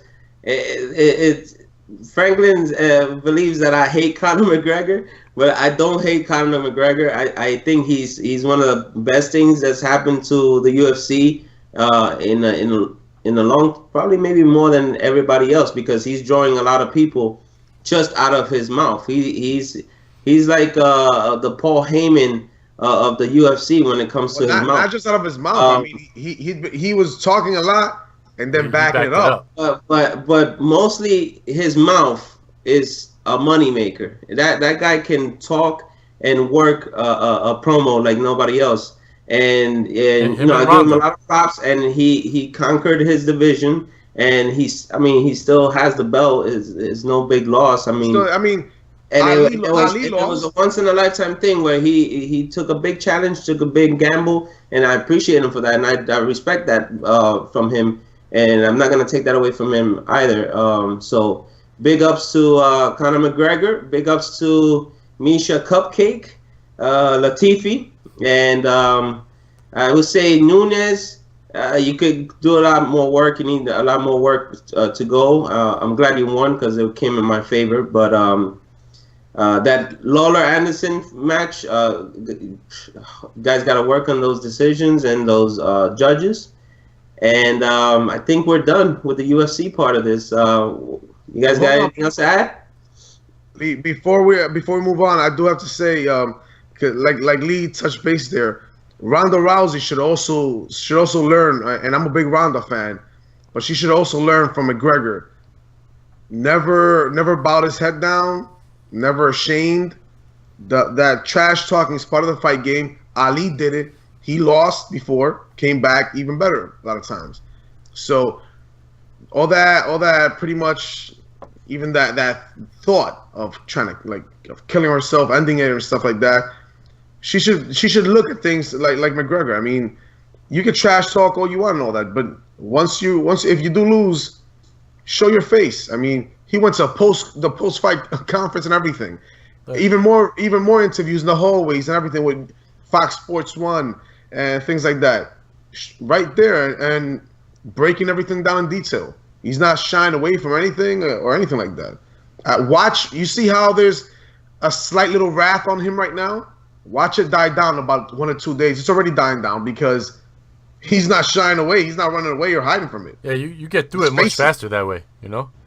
And people have no choice but to respect you when you come out there and you admit defeat without excuses, and you just say, the other guy was the better man tonight. He won. He won. That's it. He still has my respect, and I can't wait to see him fight at 145. I'm excited to see him fight again, man. I can't wait. I hope it's Frankie Edgar instead of Jose Aldo, though, but... You know. Yeah, I mean, I agree with that. Yeah. He knocked out Jose Aldo in 13 seconds. Yeah, and on that, Jose Aldo, he posted something up where he tweeted after. He said, "I'll see you at UFC 200, pussy." He's got soap hands, bro. Those soap hands were the ones that knocked you out in 13 seconds. 13 seconds. One soap hand knocked you out. So. Jose Aldo, yeah, and I've always liked Jose, but come on, man. That's not. Come on, like he said in the record books, It's gonna show up that he showed up and you did. Listen, he completely destroyed his 10 years with that comment. It's like, come on, really? Do you need to do that? It's like he says, like McGregor said, how are you celebrating another man's victory? I shut your lights out in 13 seconds. I just moved up 2 weight divisions. You would have never done that. And you're celebrating another man's victory. I shut your lights out in freaking 13 seconds. I offered you this same fight here, and you once again, I haven't had a full training camp. Whatever. Fighters are always training. Even if you didn't have a full training camp, fighters are always training. He gave you the chance to get the rematch right now. This could have been you, and you turned it down. You know what I'm saying? And now he's talking all this crap on Twitter. Come on, man. They want to pick your cara. I agree with Gia on that. That didn't even look nice on Jose. I do he looked too, like man. a punk. I think that was really, it makes no sense. To celebrate like that. It's like, I couldn't beat him, but thank God somebody else did. Like. And I guess it would make slightly more sense if it happened at 145. Yeah. But it happened at 170. Jose Aldo, you would never go 170 and fight. I mean, you had a hard time going. You were talking about doing 155, and you still haven't done it. How are you gonna hate on him for moving up 2 weight classes? A lot of people were saying like, oh, if Conor pulls this off, he's done something nobody else has done, and going up and do. You know what? He still fought there. He made a good show. He still did something nobody else has done. And he'll continue to do it. Win, lose, or draw, he seems to not care. He's going to just do what he wants to do. And for that, he's going to do things that nobody else does. And I, in a way, I respect the hell out of the guy for that. And I like the fact that, he calls out other fighters to some extent that refuse, that just leave a whole card empty. And they got to cancel it. Like the original UFC 196. You know what I'm saying? That was supposed to be. That never happened. And that's because one guy's hurt. Oh, I can't fight a different guy. I can't do that. I'm not going to fight. That's it. Conor doesn't care. You know? I mean the original 196, for the record, I mean, it did happen on free TV. But like you said, he killed the pay-per-view. Yeah. Pulled out. And it's crazy that Verdum said... Verdum said that with the injury he had, if it had been Kane, he would have fought him. But because it was what the heck is now? I'm drawing a blank now. The Polish fighter. Holy, how am I drawing a blank on him? But because it was him, he chose to not do it, and the pay-per-view was killed. Yeah. It's like that's bad for business, And Conor is good for business. Win, lose, or draw, he's good for business. He's good for business. Yeah. Let's see the buy rates on this one. I wouldn't be surprised 1.something million. Oh yeah, easy. All right. So for that, Jose Aldo gets the new award we came up with as the bitch move award of the week. It goes to Jose Aldo or Jose Aldo. Man. But after the fights, after the UFC fights ended, he still calls him Jose. Franklin and I, we went back and took a look at the Saturday night boxing fights going on that day, and it was we'll start off with Luis Ortiz as Mr. King Kong versus Tony, not so much of a tiger anymore, Thompson. Tony Thompson looks horrible, man. He had tire rolls, bro. Like he came out of a barbecue restaurant. Yeah, straight to fight. What in the world was that, man? Like a grill master have been thrown in the ring or something. Yeah, what the heck, man? To me, that felt like a warm-up fight for Luis Ortiz, and it was to show his power a little bit and see what he can do to get the attention of the other fighters. Luis Ortiz has been avoided by a lot of fighters because he's such a hard hitter and a knockout puncher. But I don't know. I don't think this fight helped him. He did knock Tony Thompson. He knocked him down 3 times and defeated him in a 6-round TKO. it wasn't too impressive for me. Maybe that's what he was looking for. Maybe he wanted to show that he wanted to show off some not impressive moves, and maybe that'll get the attention of other fighters. I don't know, but Franklin saw it. What did you think, Franklin? I'm agreeing with you. I mean, I didn't think it was too impressive. Technically, he looks sound, but not that great. Reflexes, head movement is really not that great. Power, I would say, is decent for a heavyweight. I mean, he dropped him 3 times, but the guy looked like he came out of a barbecue restaurant. Yeah. It looked very weird. I'll tell you this right now, though. I don't see him winning against Anthony Joshua or Wilder or Klitschko. I don't see him beating any of these guys. I don't. So I don't. I think that's the next fight I would like to see him do is against Anthony Joshua, and that'll determine exactly where he belongs. Damn, I think that rank. I think Anthony Joshua kills him, man. Yeah. Yo, you know what? What did I tell you last time? I said I think he doesn't make it out of the 3rd round. I don't think he makes it out the 2nd round against Anthony Joshua. Just the style there. Yeah. I don't think, man. I think he lasts a little longer with Wilder, and I think Wilder puts him away by the 4th or 5th. He reminds me of because it's styles make fights. Yeah. Because I see Wilder destroying Anthony Joshua, but Anthony Joshua versus King Kong here, man, I don't see him making it out of the 2nd round. I just see Joshua blasting him and then just laying him out. Maybe against like Povetkin, Alexander Povetkin, or maybe Kubrat Pulev, maybe. But if he wants to climb up, he would have to go against someone like Joshua. And if he wins it or not, that's up to him. And the next fight we saw it was Vargas versus Sadam Ali, right? Sadam Ali, yeah. That was another good fight. That was a great fight. That was a good fight. Jessie Vargas. You know what's crazy? That was a pretty even. They're both very technical. They're good. Vargas has that Mexican chin. Nothing wobbles. That was the deal breaker there, because I think skill wise, it was pretty close. Maybe you could even give the edge to Sadam Ali. Maybe technically, but the chin, Vargas is good, and then he nothing phases him. And then once he would crack Ali, you would see Ali kind of a little wobble. This, you'll see what's hurting him until you finally knocked him out. Ali will feel it.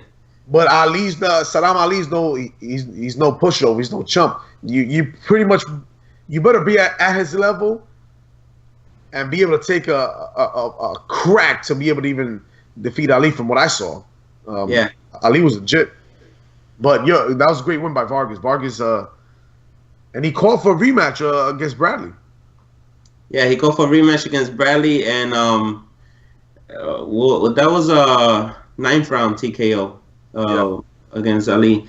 Ali had some excuses too. Like he was saying that he had hurt his ankle. I think it was that he mentioned. As soon as people start making excuses, I stopped listening. But yeah, he came up with some excuses towards the end, which kind of soured the way I look at him a little bit. But he's a good fighter, and I think he's got a lot to offer. And he should just knock the excuses and get back in the gym and come back and do a little bit better. Vargas can go against Broner. He would be up because we have Jessie Vargas. I think he beats Broner. Number 5. I don't think Broner's anything special. Broner, I've always called Broner the poor man's Mayweather. He's so annoying to me. He's not sellable. He doesn't make things sell. If you're gonna talk, not a fan. It's just I mean, Jessie Vargas, we have him in the welterweight, number 9, knocked Sadam Ali down to number 10. He's got Dmitry Mikhalenko Right above him, Amir Khan is number 7. We have Errol Spence at number 6, Sean Porter number 5, Keith Thurman number 4. The welterweight division is a pretty decent division right now. So he's got a lot of people that he's got to. Let's just hope these guys all can fight each other. Yeah. Well, we have Khan going. Well, he's moving up. He's moving to middleweight. He's going middleweight. Khan, we have up the upcoming don't fight worry, where he'll be back where in welterweight Khan real gets knocked soon. out by Canelo. Yeah. Oh yeah, that was coming up. Yeah. And then we have Bradley versus Pac-Man, so that's happening this year too. I don't know why that's pay-per-view, but well, it's a number two against the number 3. but why is pay-per-view? First fight was highway robbery at its greatest in boxing. You saw the corruption in boxing there. How in the world did Pacquiao lose that fight? Who knows? Because that was a lopsided fight. Second one was even more lopsided to the point that they couldn't even cheat that one. So he won again. Why a third? Who knows? But oh well. And with everything that Pacquiao's been blurting out of his mouth, I wonder how good it's going to sell. But I think it's going to take a bad hit, man. It is what it is, I guess, huh? I don't know. It could take a bad hit, or it can go the other way, like some of Floyd's fights go, where Floyd talks garbage about everybody else, or even Adrian Broner, and then everybody just wants to see him lose so bad that they order the fights. Yeah, but the thing is that it maybe if it's against somebody that people think can beat him. We've seen Pacquiao destroy freaking Bradley, not knock him out, but still destroy him twice. So it's like, yeah, I don't know. I never understood. When I saw it was pay-per-view, I was like, pay-per-view? Oh no, man. They're trying anything, I guess. I don't know. Well, the next big fight, I think, is March 26th. Andre Ward going up against Sullivan Barrera. Andre Ward. I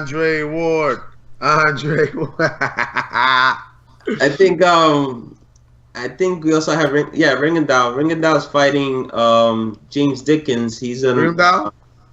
Let's see it. Yo, Rigondeaux. He's good. He's very good technically and defensively. Man, he wasn't impressive at all the last fight. No, he wasn't. He wasn't. Wow. And this is for me that I've enjoyed his fights. His camp is horrible. Yeah, I've enjoyed his fights before, and he was gone for a little while. Came back. That was not impressive at all. Yeah, very, very, very boring. I'm not sure. He didn't look crisp. Hey man, it wasn't a good fight. Yeah. I believe everybody was booing, right? Yeah, people were booing. People were. I mean, he was boring. It was a boring fight. Yeah. Sam Judah's coming back on March 12th on CBS Sports. Him, I enjoy. I like watching Zab, man. Zab's cool. Yeah. He's fighting Josh Torres, junior welterweight. Your cousin? He's fighting your cousin? Yeah, my cousin Josh Torres. Yo, what about? I know you want to bring this up. I know you want to bring this up. When's your boy fighting? Triple G. Oh, Triple G's card is really nice. It's really nice. Triple G. Nice. It's so beautiful. It's so Triple G and Chocolatito must have a deal where they go touring together. Well, I mean, Pacquiao and Bradley. That's just HBO trying to make the most marketable card they can put out there. That's what that is. And I don't see anything bad with it. I actually want. That's what I want. I want that all the time. I'd rather see that than just to see, crappy undercards. But before Triple G, we have April 9th is Pacquiao and Bradley on HBO. In that card, you got Gradovich, Gradovich. He's fighting Oscar Valdez.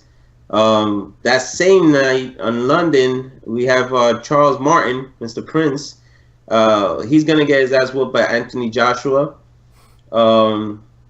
Then April 16th, we get Errol Spence versus Chris Algieri, which I think that's going to be a good fight. Steve Cunningham is fighting Grovaki, which it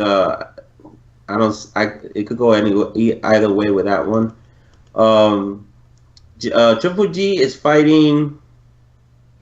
I think it's late April. April 23rd, if I'm not mistaken, he's fighting. It's on HBO. And it's going to be... Not on pay-per-view, right?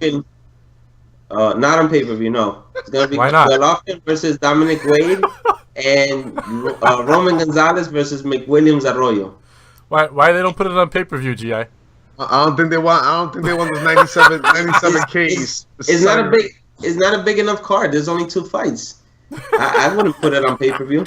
You know what would have been a good deal to make is Golovkin and Wade fight, Chocolatito Arroyo, bringing Nonito versus Bidak, because that's happening that same night in the Philippines, bringing him over and putting him in the undercard, and having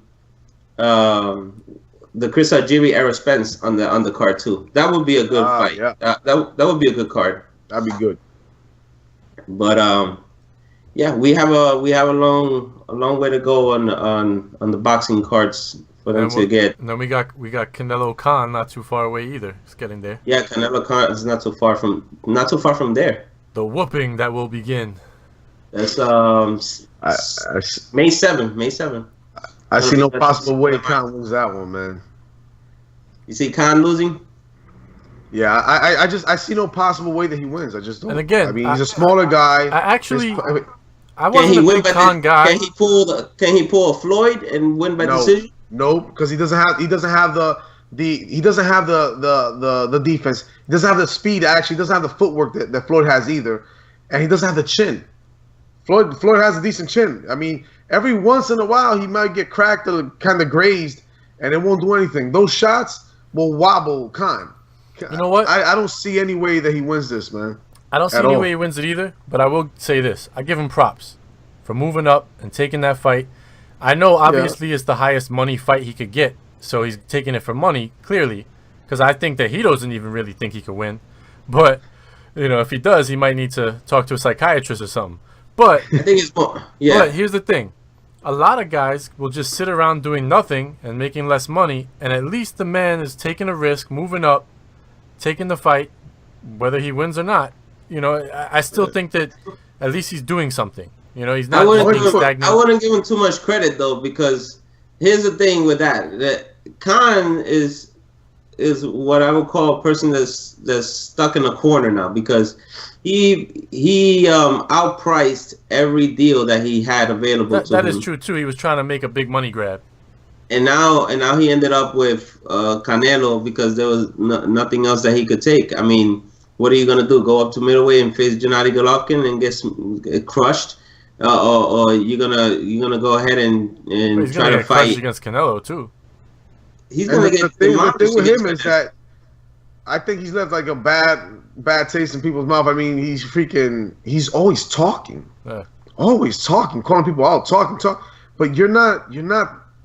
From what we've seen, I mean, it's never been anything impressive with him like that. So it's like, why do you keep calling people, oh this with Floyd, oh, this with Pacquiao, oh, this with... He talks as if he's an A side also. You're always a B side. Punched him till next Tuesday. He's over here talking about he should be fighting Mayweather. No, man, no. I'm just giving him props for taking his one fight anyway, just because of the weight class difference. That's the only thing. I wish more guys would do that. That's cool.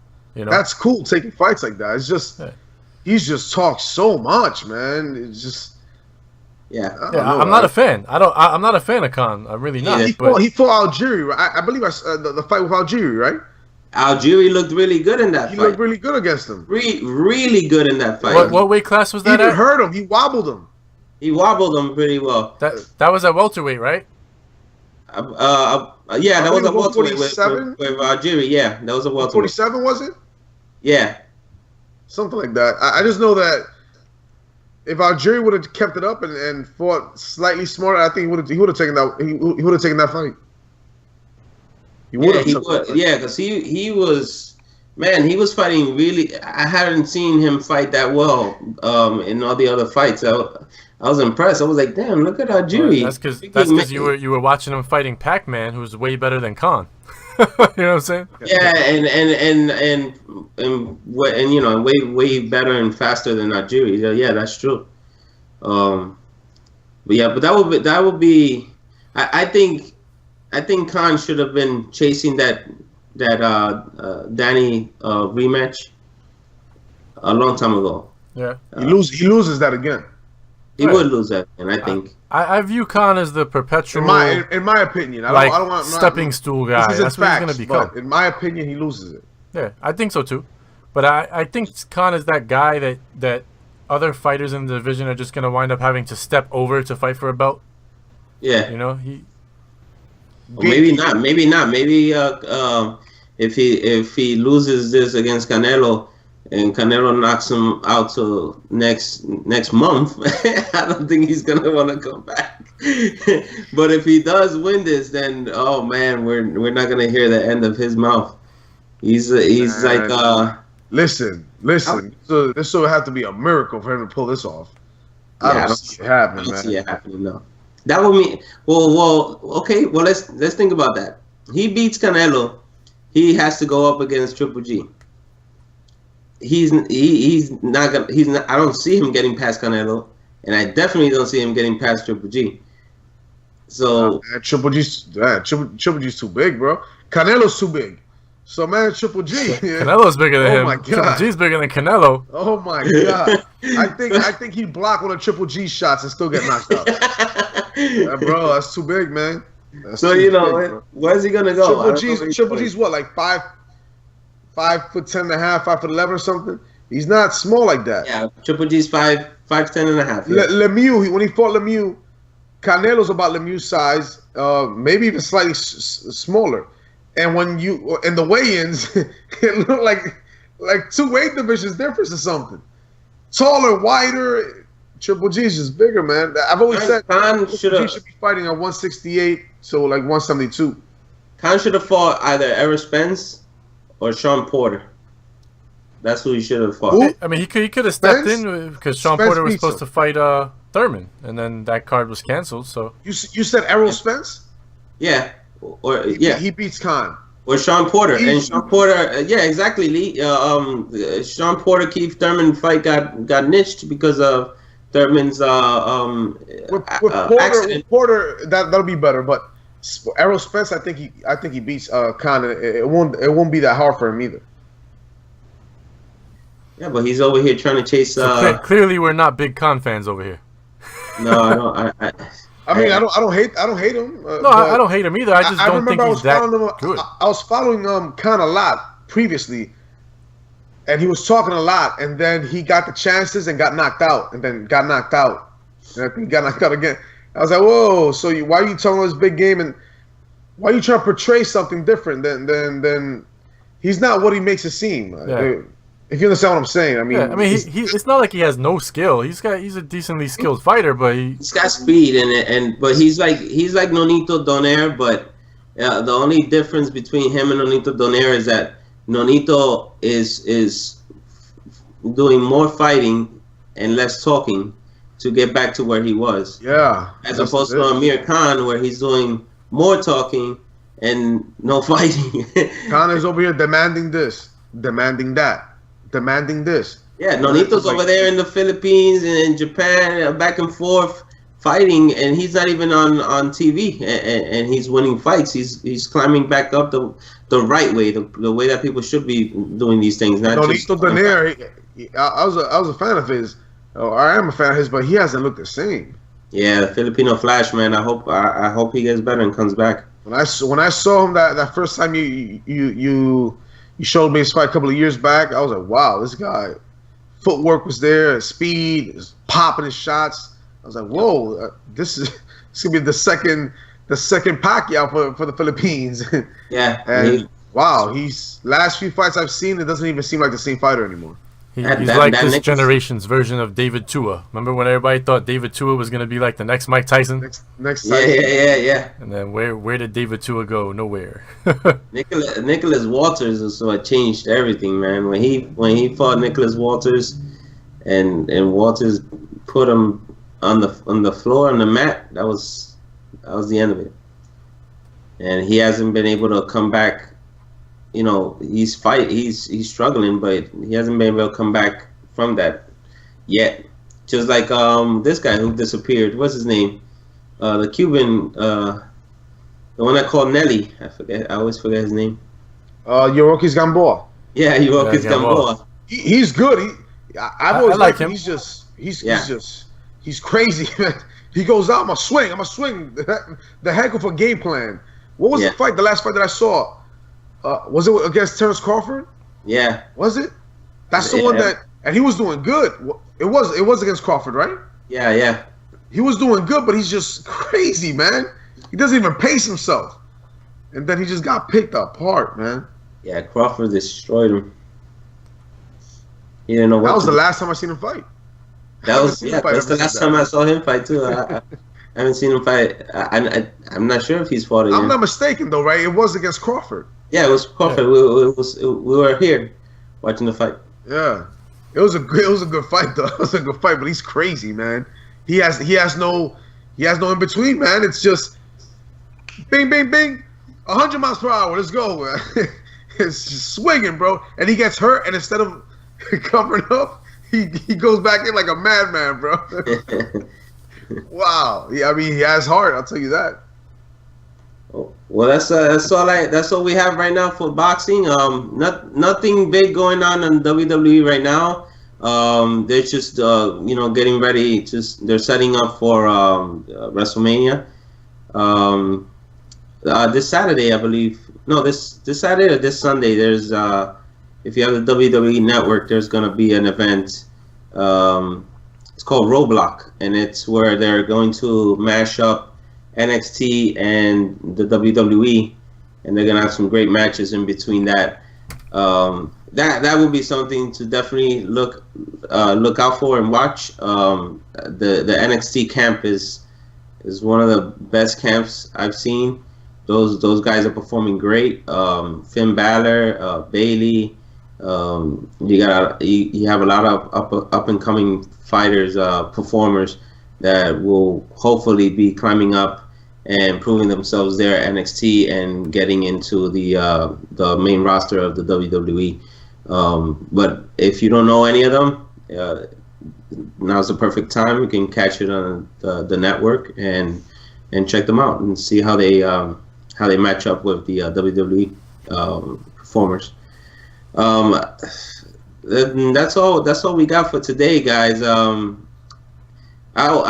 Of course, I have to give out a big shout out to my cousin Matthew Torres. He had his first match this Saturday night. His first boxing match. First boxing match this Saturday night, and he was able to win that match. So congratulations, Matthew. I'll be looking out for more of your fights, and hopefully we can be talking about you here. We'll talk trash about you or talk good about you. That all depends on you and your performance. He's over at the St. Petersburg camp. He trains in the same gym as Keith Thurman. So hopefully good things come out of that. If you guys want to check out the website, it's fightrant.com. We put up our rankings there. We just currently updated the rankings for the UFCs, of course, with Miesha getting that win and Nate getting his win as well. Check that out. If you have any comments, please leave them in the section down below, and let us know what you think. If you have any questions, we can always answer them in the next podcast. Give us a like. If you don't like it, give us a dislike. It's all gravy. We take it all. Any feedback, anything, we appreciate it. And if you have any friends that are combat sports fans, share, like and share and subscribe. Yeah, and definitely check out the poll that I put up. Who you guys prefer? We were just talking about Ronda and her comeback. Who did you prefer for her to fight first? I have Ronda versus Tate 3 or Ronda versus Holm 2. It's on our Twitter feed. That's fight_rant. Is that right? Yeah, that's right. Fight_rant. That's on Twitter. And go ahead and pick your votes and I believe I set it for 5 days, 5 or 6 days, and about 4 days left, I think, right now. 4.5 days. Yeah, and I'll go ahead and we'll talk about it next week, hopefully. All right. Once again, congratulations to Nate Diaz and Miesha Tate, and thank you UFC for a great Saturday night. Yep, great Saturday night. That was a great card. Yeah, man. And hey, producers and media, look into making a Rocky kind of movie out of Miesha Tate. She deserves it. Yeah, you gotta get that Rocky going. I'd watch it. I'd watch it too. Oh yeah, it'll be the UFC version of Rocky. We love you, Miesha. We just call it Miesha. I'm rooting for you against Ronda, and I love you, Ronda, but I'm rolling with my girl Miesha on this one. When you guys fight for the third time there, Miesha, she's great. She's just great, man. She's great for the sport. She's just great overall. Just be like Part of a lion. Ronda Rousey featuring Dana White in Cupcake. All right, guys. All Good right, show. We'll talk to y'all next time. Take it easy. Next time. We're out.